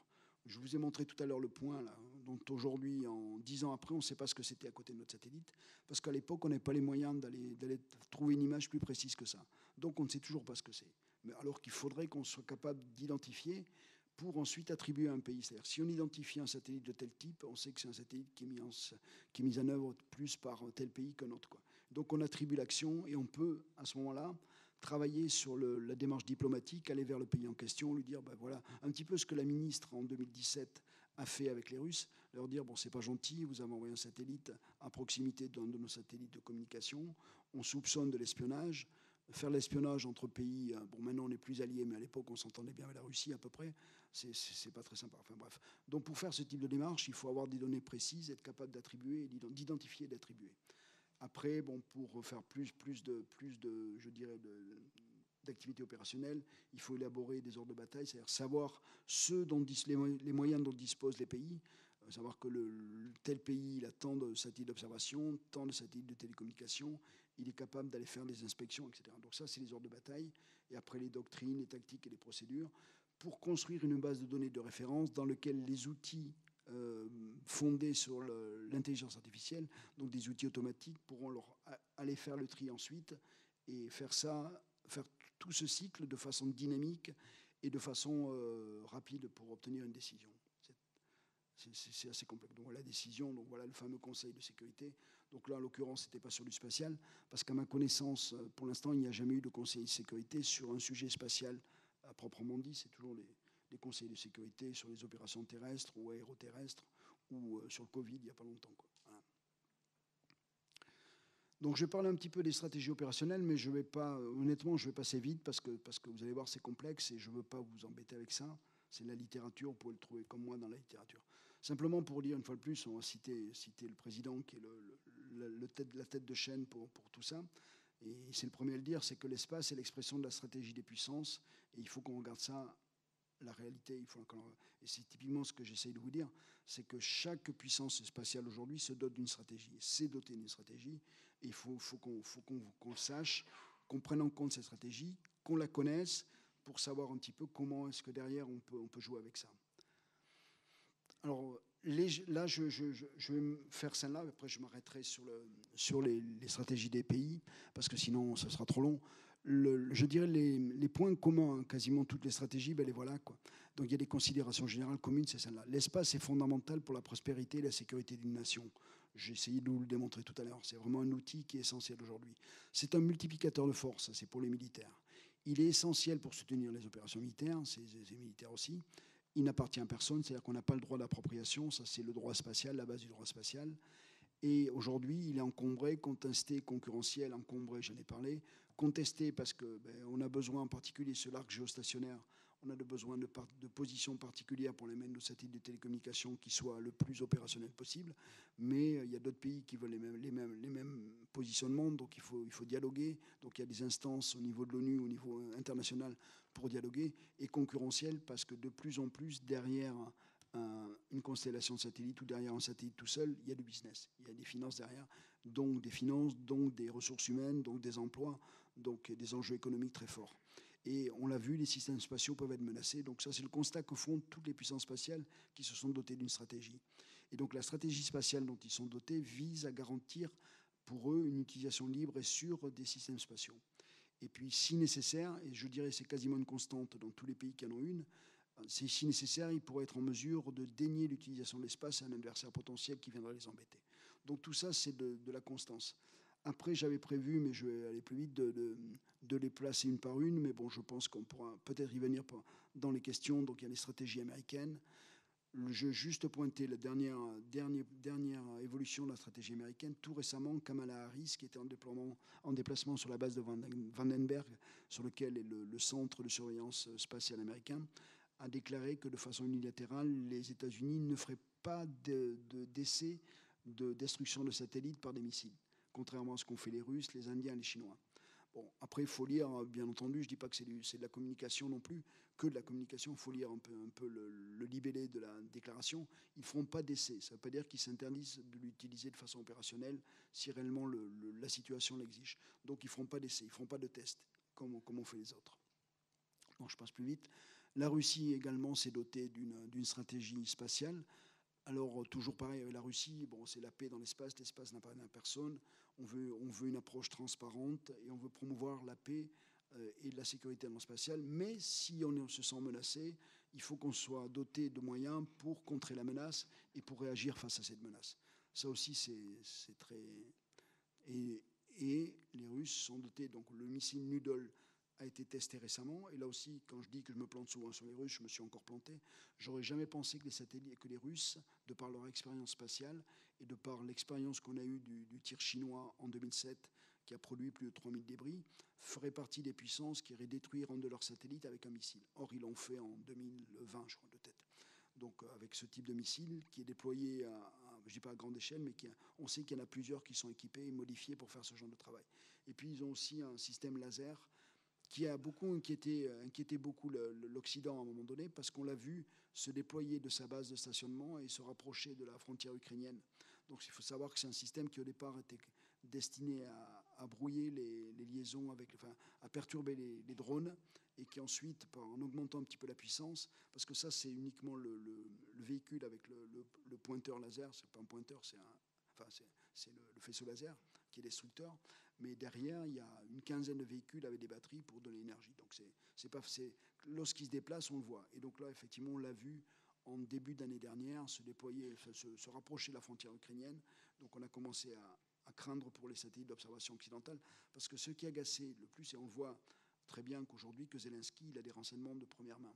Et ces renseignements de première main, il détient essentiellement par les Américains qui ont des satellites d'observation, qui voient beaucoup de choses. Il suffit de regarder aujourd'hui, il y a des publications en presse ouverte des images de Maxar, qui est la société américaine qui commercialise des images d'observation par satellite, et donc qui publie des dossiers sur l'Ukraine. Et quand vous regardez les dossiers, vous dites un service de renseignement ukrainien qui a ça en main, c'est du pain béni pour lui. Il voit les Russes qui se déploient dans les aérodromes à proximité. Il voit la fameuse colonne de blindés, là, on l'a vu l'année dernière, de blindés russes qui étaient en panne sur une route qui descendait vers Kiev. Je ne sais pas si vous l'avez en tête. Là. Il y avait plusieurs centaines de véhicules russes qui étaient tous arrêtés les uns derrière les autres. Et c'est du pain béni pour le renseignement ukrainien, ça. Et ça, c'était donné par les satellites d'observation américains. Donc, ils sont utilisés, et donc les Russes, ça les a beaucoup agacés. Donc quand ils ont commencé à approcher le laser, on s'est dit attention, nos satellites. Bon, pour l'instant, on n'a pas eu de cas d'illumination, je dis pour l'instant, parce que le système n'a pas été utilisé encore. Mais ça ne veut pas dire qu'il ne le sera pas, quoi. Donc la Chine, c'est encore plus qu'une stratégie. Eux, ils ont réellement une loi qui a complètement restructuré leur activité spatiale entre l'industrie et les opérateurs civils, parce qu'il y en a quelques-uns en Chine aussi, et les organismes d'État, quoi. Donc tout ça maintenant est regroupé au sein d'un même, ce qu'on appelle la Strategic Support Force, qui couvre le cyber, qui couvre le spatial et qui couvre l'information. Donc c'est vraiment, comme son nom l'indique, la force stratégique chinoise. Je vais passer un peu plus de temps sur la France, parce que je ne dis pas que c'est ce qui nous intéresse le plus, mais bon, parce que c'est peut-être ce que je connais le mieux, et puis bon, autant connaître bien ce que l'on fait, quoi. Donc la stratégie française a été publiée en 2019. Est-ce que l'origine vient de la sensibilité de la ministre suite à l'événement du Louche Olympe? En partie. C'est à partir de ce moment-là qu'on s'est rendu compte qu'on manquait d'informations nationales. C'est-à-dire que toutes les informations sur le Louche Olympe, et en particulier dire que c'était un satellite russe, nous venaient des pays étrangers. On avait des moyens de confirmer, mais l'information initiale pour dire attention, vous avez un satellite qui s'approche d'un de vos satellites, ça venait des Américains. Donc il fallait qu'on progresse pour être capable, là, non seulement de vérifier ce que disaient les Américains, mais surtout de détecter, nous, avec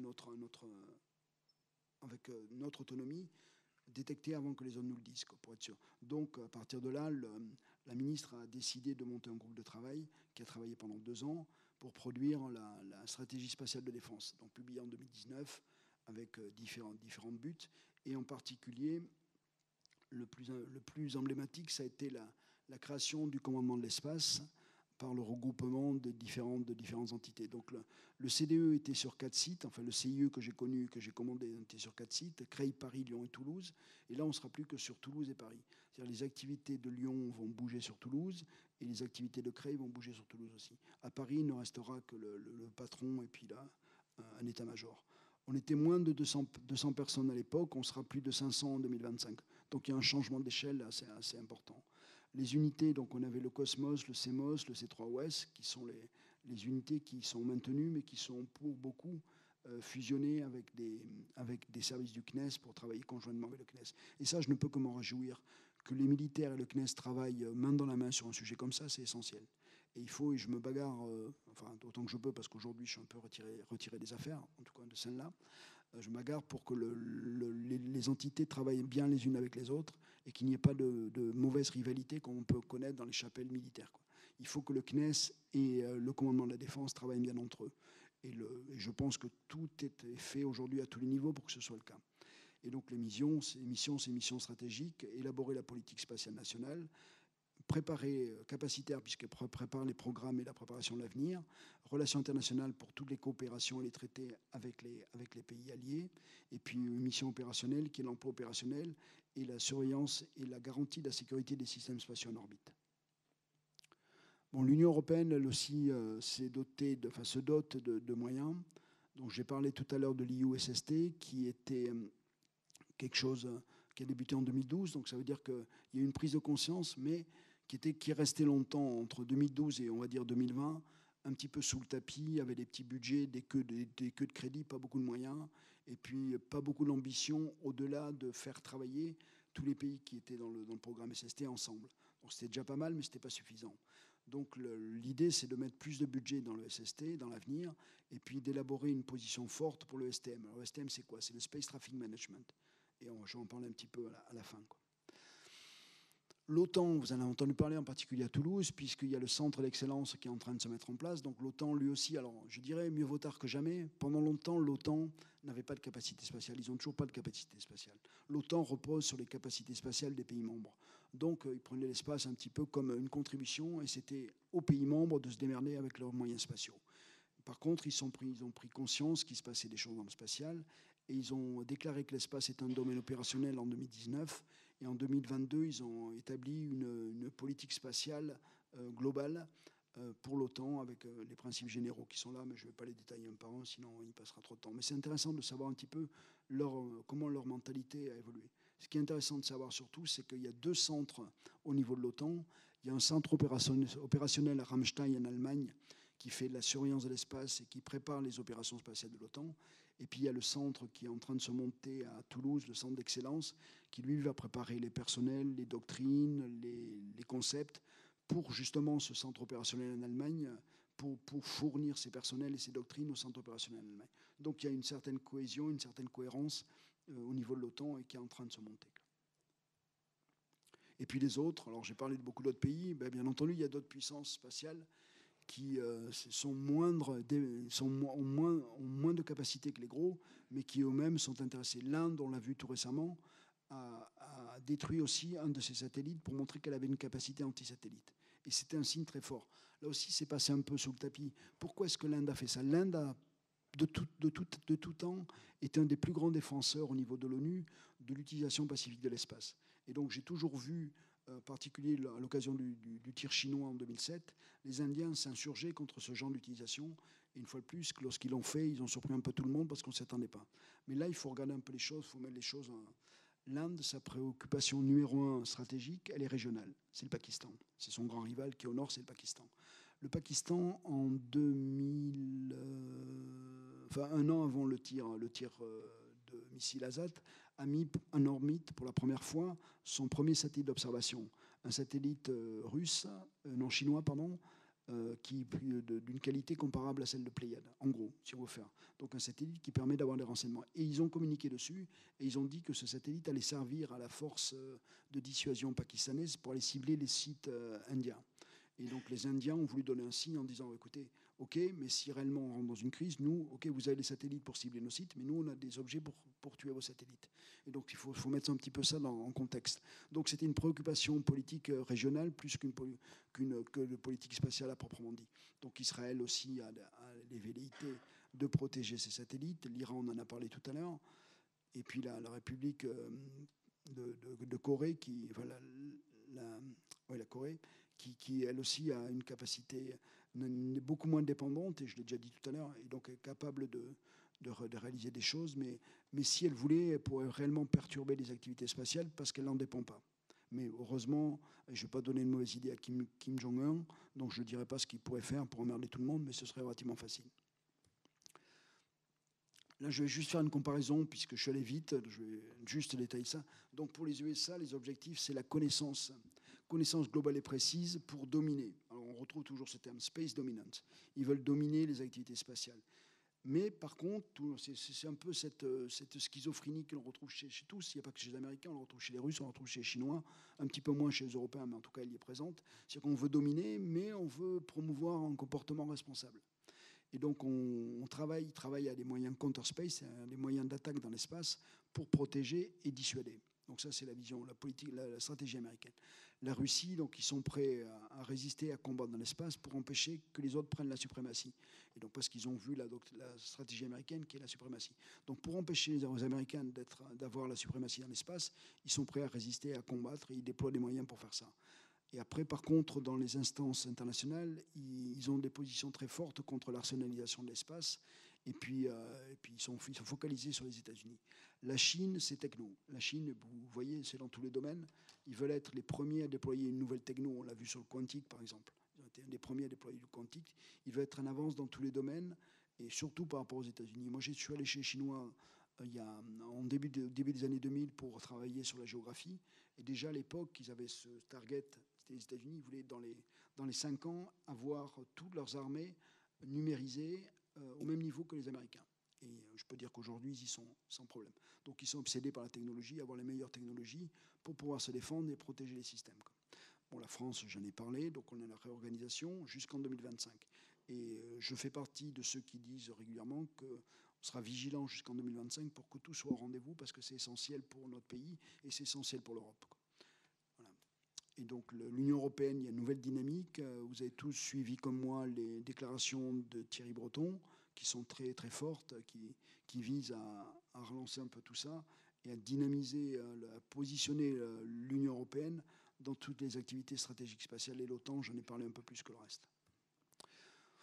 Bon, là, c'est juste pour mémoire, un petit peu toutes les capacités, je dirais, de surveillance et puis d'action dans l'espace ou vers l'espace, et qui sont détenues par les différents pays, quoi. Donc on s'aperçoit que les 3 grands détiennent quasiment tout.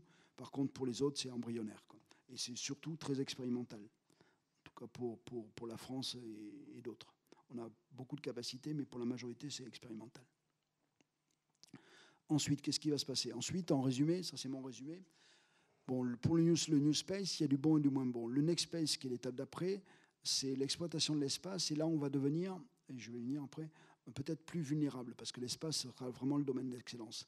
Le Power Space, ce sera l'ère de tous les dangers.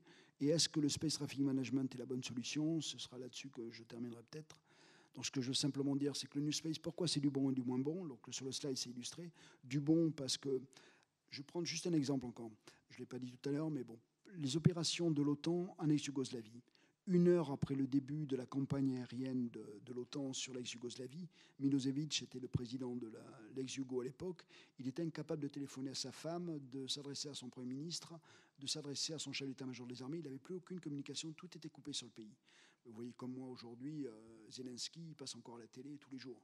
Et pendant toutes les opérations russes du début, en tout cas, qui étaient assez denses, il était sur les télés, il était sur YouTube, il était partout, quoi. Donc ça lui était apporté par la capacité spatiale de diffuser ces informations depuis l'Ukraine vers l'extérieur sans contrôle terrestre, donc sans limite. Donc c'est le bon côté, je dirais, du New Space qui ont permis ça, puisque Starlink a déployé des terminaux à tous les niveaux en Ukraine. Par contre, le moins bon, c'est que aujourd'hui, j'en ai parlé tout à l'heure, les satellites de Starlink sont responsables de la moitié des alertes de collision dans l'espace. Donc ça, c'est un peu moins bon. Ensuite, le Next Space, c'est l'espace comme domaine d'excellence. Le Next Space, c'est l'étape d'après, c'est l'espace comme échange d'informations. C'est-à-dire toutes les informations qui seront échangées dans le monde, elles auront une composante spatiale. Donc il y aura des data storage, enfin des centres des data centers, des centres de stockage d'informations dans l'espace et qui seront distribués vers le sol. Donc le risque qui est là, c'est que ce sera tellement numérisé, tellement intégré, qu'on va devenir encore plus dépendant du spatial par rapport à ce que je disais au début. On va être encore plus dépendant de ça. Et il y a un business énorme et tout le monde va vers ce business aujourd'hui, ce qui veut dire que dans les 20 années qui viennent, nos informations elles passeront par des moyens spatiaux encore plus que maintenant, quoi. Et puis le power space. Le power space, c'est quoi? C'est l'étape encore d'après, je dirais, dans 20 ans, où là, qui se caractérise par de la mobilité dans l'espace et de l'autonomie. On va gagner en mobilité, on va gagner en autonomie.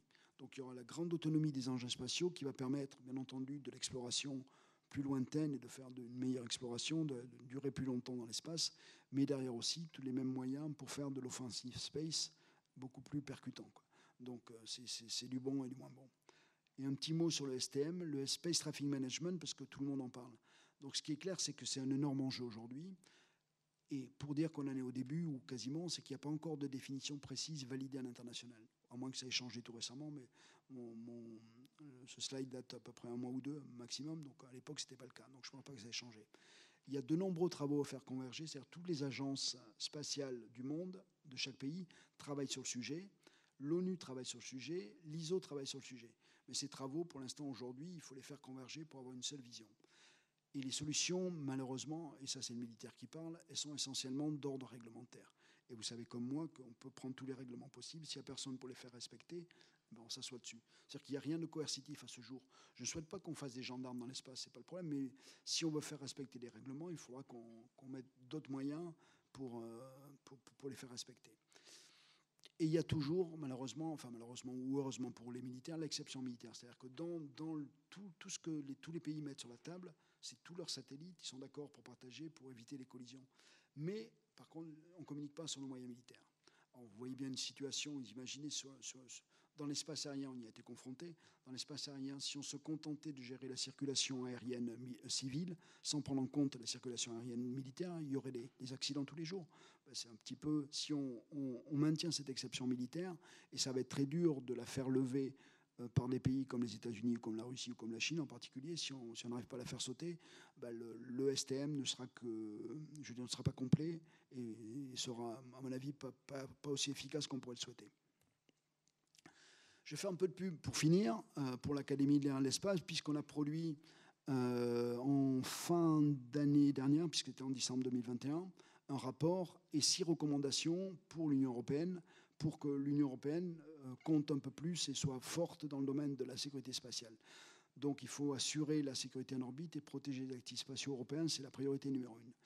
Améliorer la capacité de surveillance et de SSA, donc Space Situation Awareness, de l'Union européenne, au-delà des capacités nationales actuelles. C'est ce que je disais tout à l'heure. Aujourd'hui, l'UE, le programme SST, va chercher les capacités nationales et les met en commun.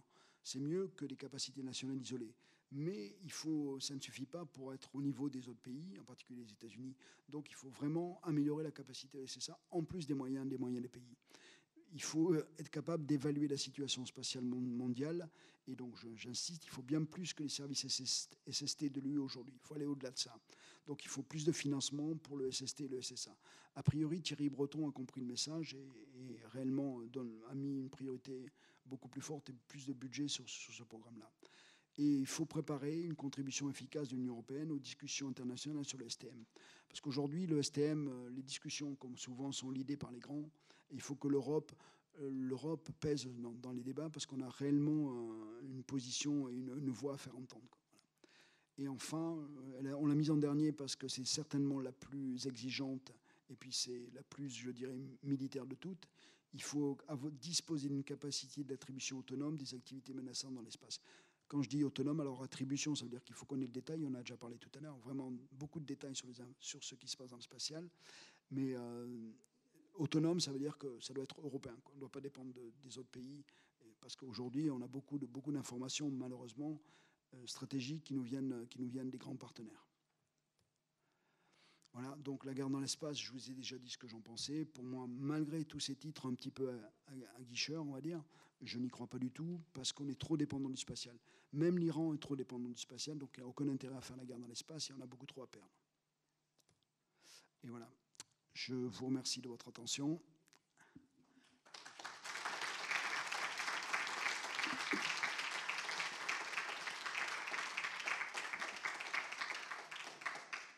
Et je serais ravi d'échanger avec vous si encore un peu de temps, si vous avez du temps, parce que je devais tenir 1 heure, finalement ça a été un peu plus long. Je m'en doutais un peu, mais...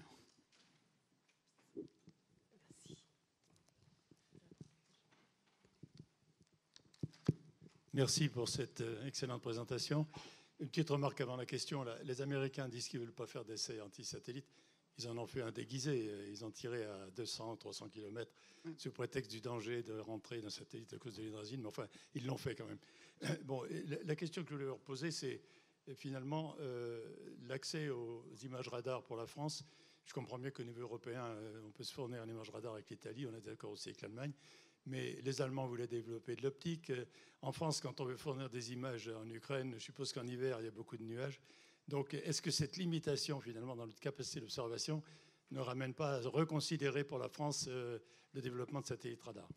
Je suis tout à fait d'accord avec ce que vous venez de dire. C'est effectivement, on pourrait généraliser. Moi, dans l'actualité récente, il y a beaucoup de choses qui m'ont frappé et qui m'ont fait mal, parce que j'ai toujours été un ardent supporter des activités européennes, et en particulier de l'axe franco-allemand.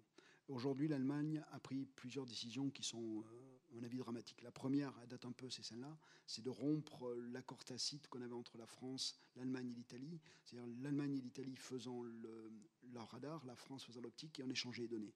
Or, aujourd'hui, les Allemands, unilatéralement, pour des raisons que je ne commenterai pas, parce qu'elles sont, je pense, toujours secret défense, ou pas loin, donc je ne dirai pas exactement le fond de ma pensée, mais bon, en tout cas, ils ont pris la décision de faire aussi de l'optique, c'est-à-dire ne plus dépendre des Français pour l'observation optique. Et ça, c'est dramatique. C'est dramatique parce que ça veut dire que le partenariat qui est équilibré n'existe plus. Ça, c'est la première décision qu'ils ont prise, mais ça date un petit peu de 2 ou 3 ans. La deuxième, on en parlait, je ne sais plus tout à l'heure, je crois, ensemble, c'est les F-35, même si il faut minimiser un petit peu la portée, mais en tout cas, c'est parce que ce n'est pas un gros contrat. Ils sont dotés des F-35 plutôt que d'un avion européen. Bon, c'est malheureux. Et la troisième, qui pour moi est la plus significative et qui est toute récente, c'est de développer un bouclier antimissile sur la base du Arrow israélien. Je n'ai rien contre les Israéliens non plus, mais bon, c'est pas. On a le missile Aster en Europe qui est franco-italien en particulier, qui est performant, qui a prouvé qu'il avait des capacités antimissiles, et donc les Allemands ils passent de côté et puis ils partent sur une solution qui est plutôt israélo-américaine. Et donc tout ça, ça fragilise énormément. Et ça me ramène, je dirais, à mon expérience que j'ai vécue avec les Allemands, et ça va faire rire. J'espère qu'il n'y a pas trop d'Allemands dans la salle ou qu'on ne va pas répéter aux Allemands. J'ai beaucoup travaillé en contexte international. Tous les ans, on avait des rendez-vous avec tous les partenaires, enfin les fameux Five Eyes, c'est-à-dire les États-Unis, la Grande-Bretagne, le Canada, la Nouvelle-Zélande, en gros, plus l'Allemagne et la France. Et donc, on avait des discussions particulières et très détaillées, un petit peu dans le domaine spatial, et on échangeait des situations et on échangeait des doctrines sur le spatial, et c'était très intéressant. Mais pendant mes 3 ans où j'étais, et mes successeurs ont connu exactement la même chose, c'est pas propre à moi, donc chaque fois qu'on était dans ces enceintes-là, l'Allemand ne nous lâchait jamais. Il n'avait qu'une chose en tête, c'est ne pas laisser la France les dépasser vis-à-vis des Américains. Donc il fallait tout le temps. Et donc on a vécu avec ça, nous on en rigolait au bout d'un moment, ça nous faisait rire, on partait discuter avec les Américains, on savait que l'Allemand venait derrière nous, etc. Bon, enfin, bah, tout ça c'est un peu caricatural, mais bon, ça me ramène un petit peu à ce qui se passe aujourd'hui. L'Allemagne ne supporte pas d'être à la remorque des Français en Europe et dans le monde. Et donc, je ne dirais pas que c'est une évolution inéluctable, mais c'est malheureux, on peut que le regretter, mais je ne sais pas si on a raté quelque chose côté français pour essayer d'apaiser la situation. Probablement qu'on a souvent, on dit que les Français sont arrogants. Au niveau de l'OTAN, c'est la réputation qu'on a. On a peut-être été trop arrogants, j'en sais rien. Mais en tout cas, la situation, et je suis d'accord avec vous, elle est regrettable. Et ce n'est pas, comment dire, on va revenir sur la surveillance de l'espace, juste sur un exemple. On a parlé de Grave. Et Grave nous a positionnés, nous Français, je l'ai dit tout à l'heure, au premier plan. C'est-à-dire que par rapport aux États-Unis, il y avait des pays qui avaient des capteurs, il y avait des pays qui n'en avaient pas. La France avait Grave, donc faisait partie des pays qui avaient des capteurs, donc on avait un entraînement un peu particulier. Les Allemands, ils ont passé des années et des années à développer un capteur autonome qui s'appelle le Gestra, qui n'est toujours pas opérationnel, qui ne devrait pas tarder à l'être, mais qui n'avait qu'un but, c'était de supplanter Grave dans tout point de vue. Et comme il est plus moderne, il est plus performant parce qu'il détecte des objets plus petits, etc. Mais par contre, il n'est pas... Enfin, on ne va pas me lancer dans une comparaison maintenant, ce ne serait pas objectif de ma part. Mais en tout cas, il n'est pas aussi opérationnel et il n'est pas encore complètement fini. Mais cette rivalité, elle est quotidienne et elle est dommageable. Et honnêtement, si j'avais la solution, j'appellerais Macron à l'instant, je dirais, ben voilà, c'est comme ça qu'il faut faire, je ne sais pas. Je ne peux pas dire que je n'ai pas de solution là-dessus, parce que c'est très profond. Les Italiens ont aussi, à une époque, eu cette volonté de s'affranchir. Ils ne supportaient pas une certaine supériorité, un certain positionnement français. La place de la France au Conseil de sécurité de l'ONU, par exemple, les agace énormément. Agace quasiment tous nos partenaires européens. Là, je vous le dis en toute transparence, quoi. Il faut le savoir. on est très fiers, et je suis le premier à faire, pendant toute ma carrière, à avoir fait en sorte qu'on ait les moyens d'autonomie nécessaires à notre positionnement pour pouvoir décider de façon autonome au Conseil de sécurité de l'ONU lorsqu'on demandait la voix de la France. C'est pour ça qu'on a des satellites d'observation, c'est pour ça qu'on a cette autonomie d'appréciation de situation. Et on l'a vu à l'occasion du discours de Villepin à l'occasion de la guerre en Irak, où effectivement on a eu une position complètement divergente, mais parce qu'on avait les billes pour argumenter notre position. Donc c'était essentiel. Mais malheureusement, cette singularité fait que beaucoup de pays européens nous la jalousent et ne nous facilitent pas la tâche et n'ont qu'une envie, c'est que d'être meilleurs que nous, en tout cas de se positionner au même niveau que nous.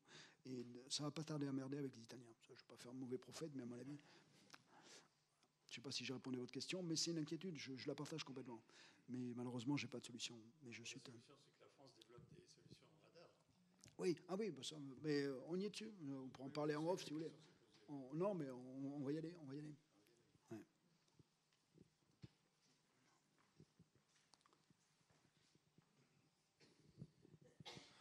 Bonsoir, merci beaucoup, mon général, pour cette présentation.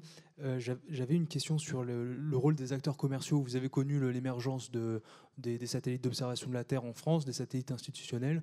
Aujourd'hui, il y a des opérateurs de constellations commerciales, comme Planète, par exemple, pour n'en citer qu'un, mais il y en a un certain nombre. Comment est-ce que ces capacités-là s'intègrent dans un système de renseignement national? Comment est-ce que c'est utilisé et comment est-ce que c'est protégé, puisque si ça fait partie, si ça remplit une mission de défense nationale, ça doit être protégé au même titre ou en tout cas d'une certaine manière par rapport. On a vu toutes les menaces que vous avez indiquées. Comment est-ce que les satellites d'observation de la Terre commerciaux ou les satellites de télécommunications commerciaux comme Starlink par exemple sont protégés d'un point de vue défense? Alors protéger déjà, enfin, je ne vais pas m'en tirer comme ça, mais bon, je vais faire une première réponse rapide. Protéger, je veux dire, aujourd'hui, on veut les protéger, mais on ne les protège pas. Au quotidien, on ne les protège pas. On n'a pas de moyens. Vous savez très bien qu'aujourd'hui, on n'a pas de moyens d'action en tant qu'Européens dans l'espace. On a des moyens d'évaluation de situation, donc on sait qu'il se passe quelque chose, mais on ne peut rien faire. Il se passe quelque chose, ben, on sait on saura peut-être qui c'est qui a fait quelque chose contre nous, mais on ne sait pas les protéger. L'idée, c'est une fois, effectivement, lorsqu'on aura des partenaires de confiance, on va les appeler comme ça. On en a eu dans le passé, et j'y reviendrai aussi sur la deuxième partie de votre question, sur la dualité des choses qui était très bien. Les partenaires de confiance, à mon avis, doivent avoir le même niveau de protection que le noyau gouvernemental. En gros, au niveau français, il y a trois noyaux. Il y a le noyau central qui est constitué des capacités souveraines. Alors pour réduire au niveau spatial et au niveau de l'observation, capacité souveraine, c'est par exemple CSO. CSO, c'est mise en œuvre par les militaires pour les militaires. Donc c'est pour la défense, par la défense. Donc c'est souverain, c'est noyau central. Des capacités qu'on maîtrise complètement, qu'on protège complètement, qu'on sécurise de la même façon, les échanges sont sécurisés, les données sont sécurisées. Le noyau 2, c'est les partenaires de confiance. Et là-dedans, je vais me référer un peu au passé, parce que le passé est intéressant, c'était Pléiade. Alors Pléiade Néo a choisi un autre chemin, et on est peut-être en train d'y arriver, j'en suis pas encore sûr. Donc ça, c'est le noyau 2, c'est le partenaire de confiance. Et le noyau 3, c'est le commercial. Donc l'idée pour moi, c'est de faire du commercial fiable, de les intégrer dans le niveau 2 pour en faire des partenaires de confiance. C'est ce que les Américains sont en train de faire. Ils sont en train d'intégrer dans toute leur chaîne de prise de décision et d'analyse de données des partenaires de commerciaux. Alors eux, ils tapent très large, ils prennent des partenaires coréens, des partenaires français, des partenaires allemands, ils vont tout azimut, parce qu'ils considèrent que plus il y a d'informations, même si l'information est mauvaise, au bout d'un moment, les mauvaises informations, eh ben, on peut les rejeter facilement parce qu'on a tellement d'informations meilleures que les mauvaises, on les dégage. Donc ça, c'est leur vision des choses. Moi, je pense qu'il faut qu'on établisse un noyau dur de partenaires de confiance autour du noyau 1, qu'on l'élargisse le plus possible à des sociétés qui ont prouvé qu'elles ont d'une part des données de qualité qui nous intéressent, ça c'est je dirais à la base, si ne nous intéressent pas, il n'y a aucune raison d'être partenaire, mais qu'ensuite elles ont fait l'effort de construire des chaînes qui sécurisent les échanges, qui font que leurs satellites, on ne peut pas les pirater demain, enfin, etc., facilement. Donc tout ça, c'est vraiment du gagnant-gagnant dans les deux sens. La défense doit pouvoir s'appuyer sur eux, et ça c'est indispensable, doit pouvoir compter sur leurs services, mais eux, de leur côté, il faut qu'ils donnent des garanties de continuité de service, de sécurisation du service, etc.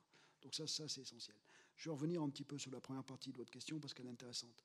J'ai été pendant longtemps un opposant farouche, et je le dis franchement, de la dualité dans l'observation spatiale. Pour moi, l'observation était souveraine, elle devait être faite uniquement par des moyens de la défense, je dirais l'observation à des fins militaires pour les prises de décisions stratégiques devait dépendre des moyens spatiaux militaires uniquement. Or, on a été forcé par le CNES, et tant mieux à l'époque, et je fais partie de ceux qui étaient réticents, donc je le dis facilement, on a été obligé de rentrer dans une coopération pour l'utilisation duale de Pléiades. 10 ans après, quasiment à la fin de vie de Pléiades nominale, ce n'est qu'un succès. Je veux dire, vu côté militaire, Pléiades a été l'outil quantitativement qui a été le plus utilisé dans toutes les opérations militaires. Tout simplement parce qu'il avait des qualités intrinsèques qui étaient très, très bonnes. Et cette dualité, on a eu qu'à s'en satisfaire et qu'à s'en féliciter. Donc c'est un exemple pour moi qui fait qu'on est capable en France de s'appuyer, que la défense est capable de s'appuyer sur des partenaires de confiance, une fois de plus, qui fournissent des données de qualité et qui sécurisent un petit peu les échanges. Il faut qu'on se rassure mutuellement. Au début, si j'ai dit que j'étais complètement réticent, voire opposé, parce que mélanger, je dirais, un service qui va décider d'objectifs de frappe militaire avec des données qui sont commercialisées de la même façon à tous les pays du monde, ça me dérangeait quelque part d'un point de vue philosophique. Mais à partir du moment où on était en confiance avec ce partenaire, et c'est bien pour ça qu'on a pris le terme partenaire de confiance, toutes les réticences ont été levées et on a établi un partenariat qui était vraiment de grande qualité. Et c'est typiquement pour moi l'exemple, et pour beaucoup qui sont encore en service parce qu'ils ont connu ça, ils sont plus jeunes que moi, pour moi l'exemple à essayer de reproduire le plus souvent possible dans tous les domaines pour élargir nos données de défense, parce que bien entendu les capteurs de défense ne suffisent pas, ils sont de qualité, souvent ils font de très bonne qualité, mais quantitativement ils ne couvrent pas tout le domaine, donc on va les compléter par des moyens commerciaux, et ces moyens commerciaux qui au départ feraient partie du troisième cercle, il faut qu'ils intègrent le deuxième cercle en respectant un certain nombre de règles que le commandement de l'espace établira. Voilà.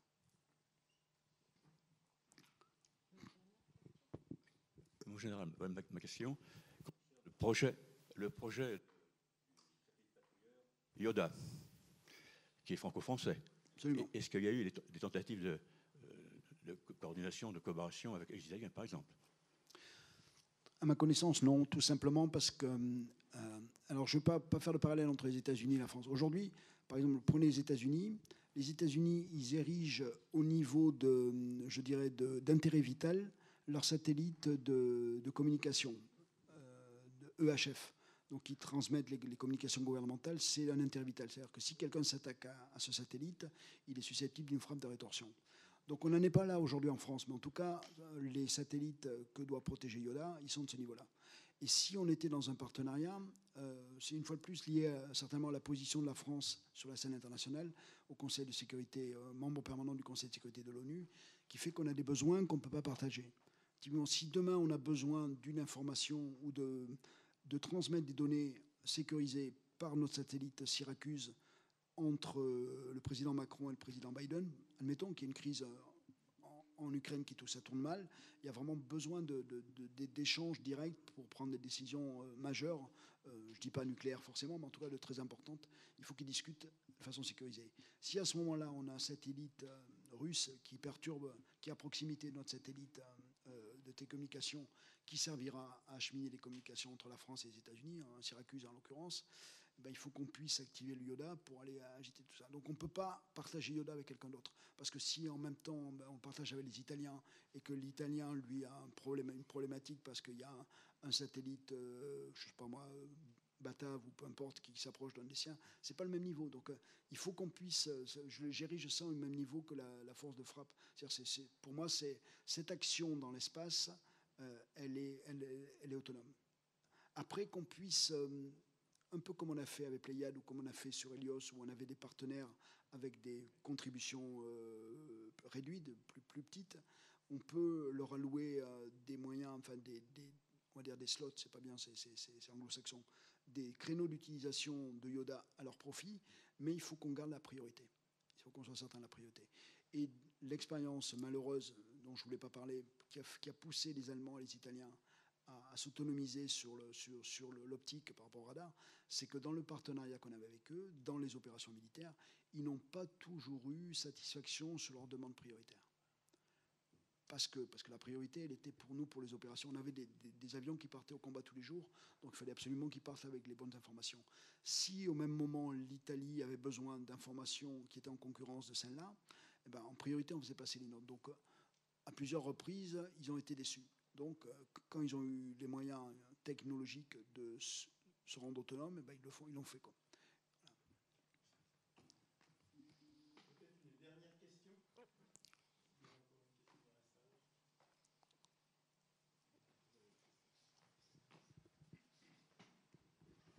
Bonsoir, merci beaucoup pour la présentation.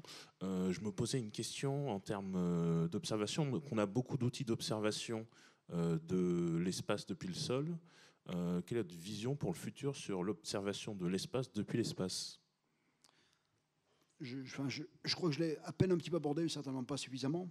Pour moi, c'est essentiel, c'est la couche supplémentaire. C'est-à-dire que du sol vers l'espace, on obtient de très bonnes informations d'orbitaux, des paramètres, on va dire... Là, il y a quelque chose qui se passe. Là, on a un objet, il a telle caractéristique orbitale, il a une orbite basse, il a on connaît tous ces paramètres orbitaux. Ça, on arrive à le mesurer, mais on reste au niveau de l'objet. On sait qu'on a un objet à ce moment-là. Et là, on construit un catalogue. Mais pour les mettre en nom dessus, si on ne suit pas cet objet depuis le moment où il a été lancé, et c'est très difficile parce que tous les lancements, on ne les connaît pas, il faut qu'on puisse aller voir dans l'espace réellement ce qu'il est, quoi. Et donc là, aujourd'hui, on a des projets un petit peu... sensible, dont le but est effectivement ça, c'est d'aller mettre dans l'espace des satellites d'observation de l'espace, qui vont faire des photos, j'en ai montré quelques-unes, mais qui étaient un peu floues, mais beaucoup plus détaillées, très résolues, pour être capable d'identifier l'objet en question, lui mettre un nom et dire, ben voilà, on a les paramètres orbitaux, et en fait, c'est un satellite lancé par la Corée à telle date, et qui est un satellite de télécommunication qui travaille dans telle gamme de fréquences, etc., etc. C'est ce que j'appelle le renseignement spatial. Aujourd'hui, on en est vraiment au balbutiement, au tout début du renseignement spatial. Mais on a vraiment un métier à créer pour être capable, regardez le catalogue SpaceTrack dont je parlais tout à l'heure américain, il y a plus d'une trentaine de milliers d'objets. Et sur la trentaine de milliers, ils sont quasiment tous identifiés, mais identifiés par les Américains. Donc nous, derrière, il faut qu'on soit capable de confirmer ou d'infirmer ce qu'ils nous disent. Donc pour ça, il faut des moyens qui soient capables d'aller plus près et d'aller faire des acquisitions dans l'espace pour dire réellement ce qu'est l'objet, quelle est sa vocation. Donc c'est vraiment, à mon avis, une couche complémentaire de toutes les autres, de toutes celles qui peuvent être au sol, mais qui est indispensable. Juste peut-être un petit commentaire à ce sujet. Nous avons fait une expérimentation au CNES en 98, donc il y a 24 ans, à l'occasion de la mise à poste du satellite Spot 4.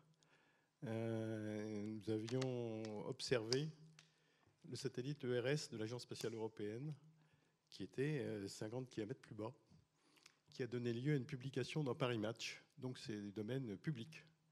Mais nous maîtrisions parfaitement les deux satellites. Voilà, donc c'était beaucoup plus facile que ce qu'on cherche à faire maintenant. Voilà. Mais je crois qu'il me reste à remercier vivement le général Testé de cette conférence passionnante. Nous pourrons le réinviter dans quelques années pour voir l'évolution des affaires. Et puis, nous aurons à nouveau l'occasion de nous rencontrer une dernière fois le 29 novembre, le mardi 29 novembre, pour une nouvelle conférence, toujours dans le spatial, sur le tourisme spatial. Alors, ce tourisme, quand même, c'est des tourismes un peu spéciaux, mais on voit bien le développement de ce type d'activité. Et donc, je pense que ce sera Jean-François Clairvoy, ancien astronaute, qui est le président aussi d'honneur de Novespace, qui devrait devoir nous parler de cette question. Voilà, donc rendez-vous le mardi 29 novembre, toujours à la même heure, 18h, à la médiathèque. Merci encore et bonne soirée.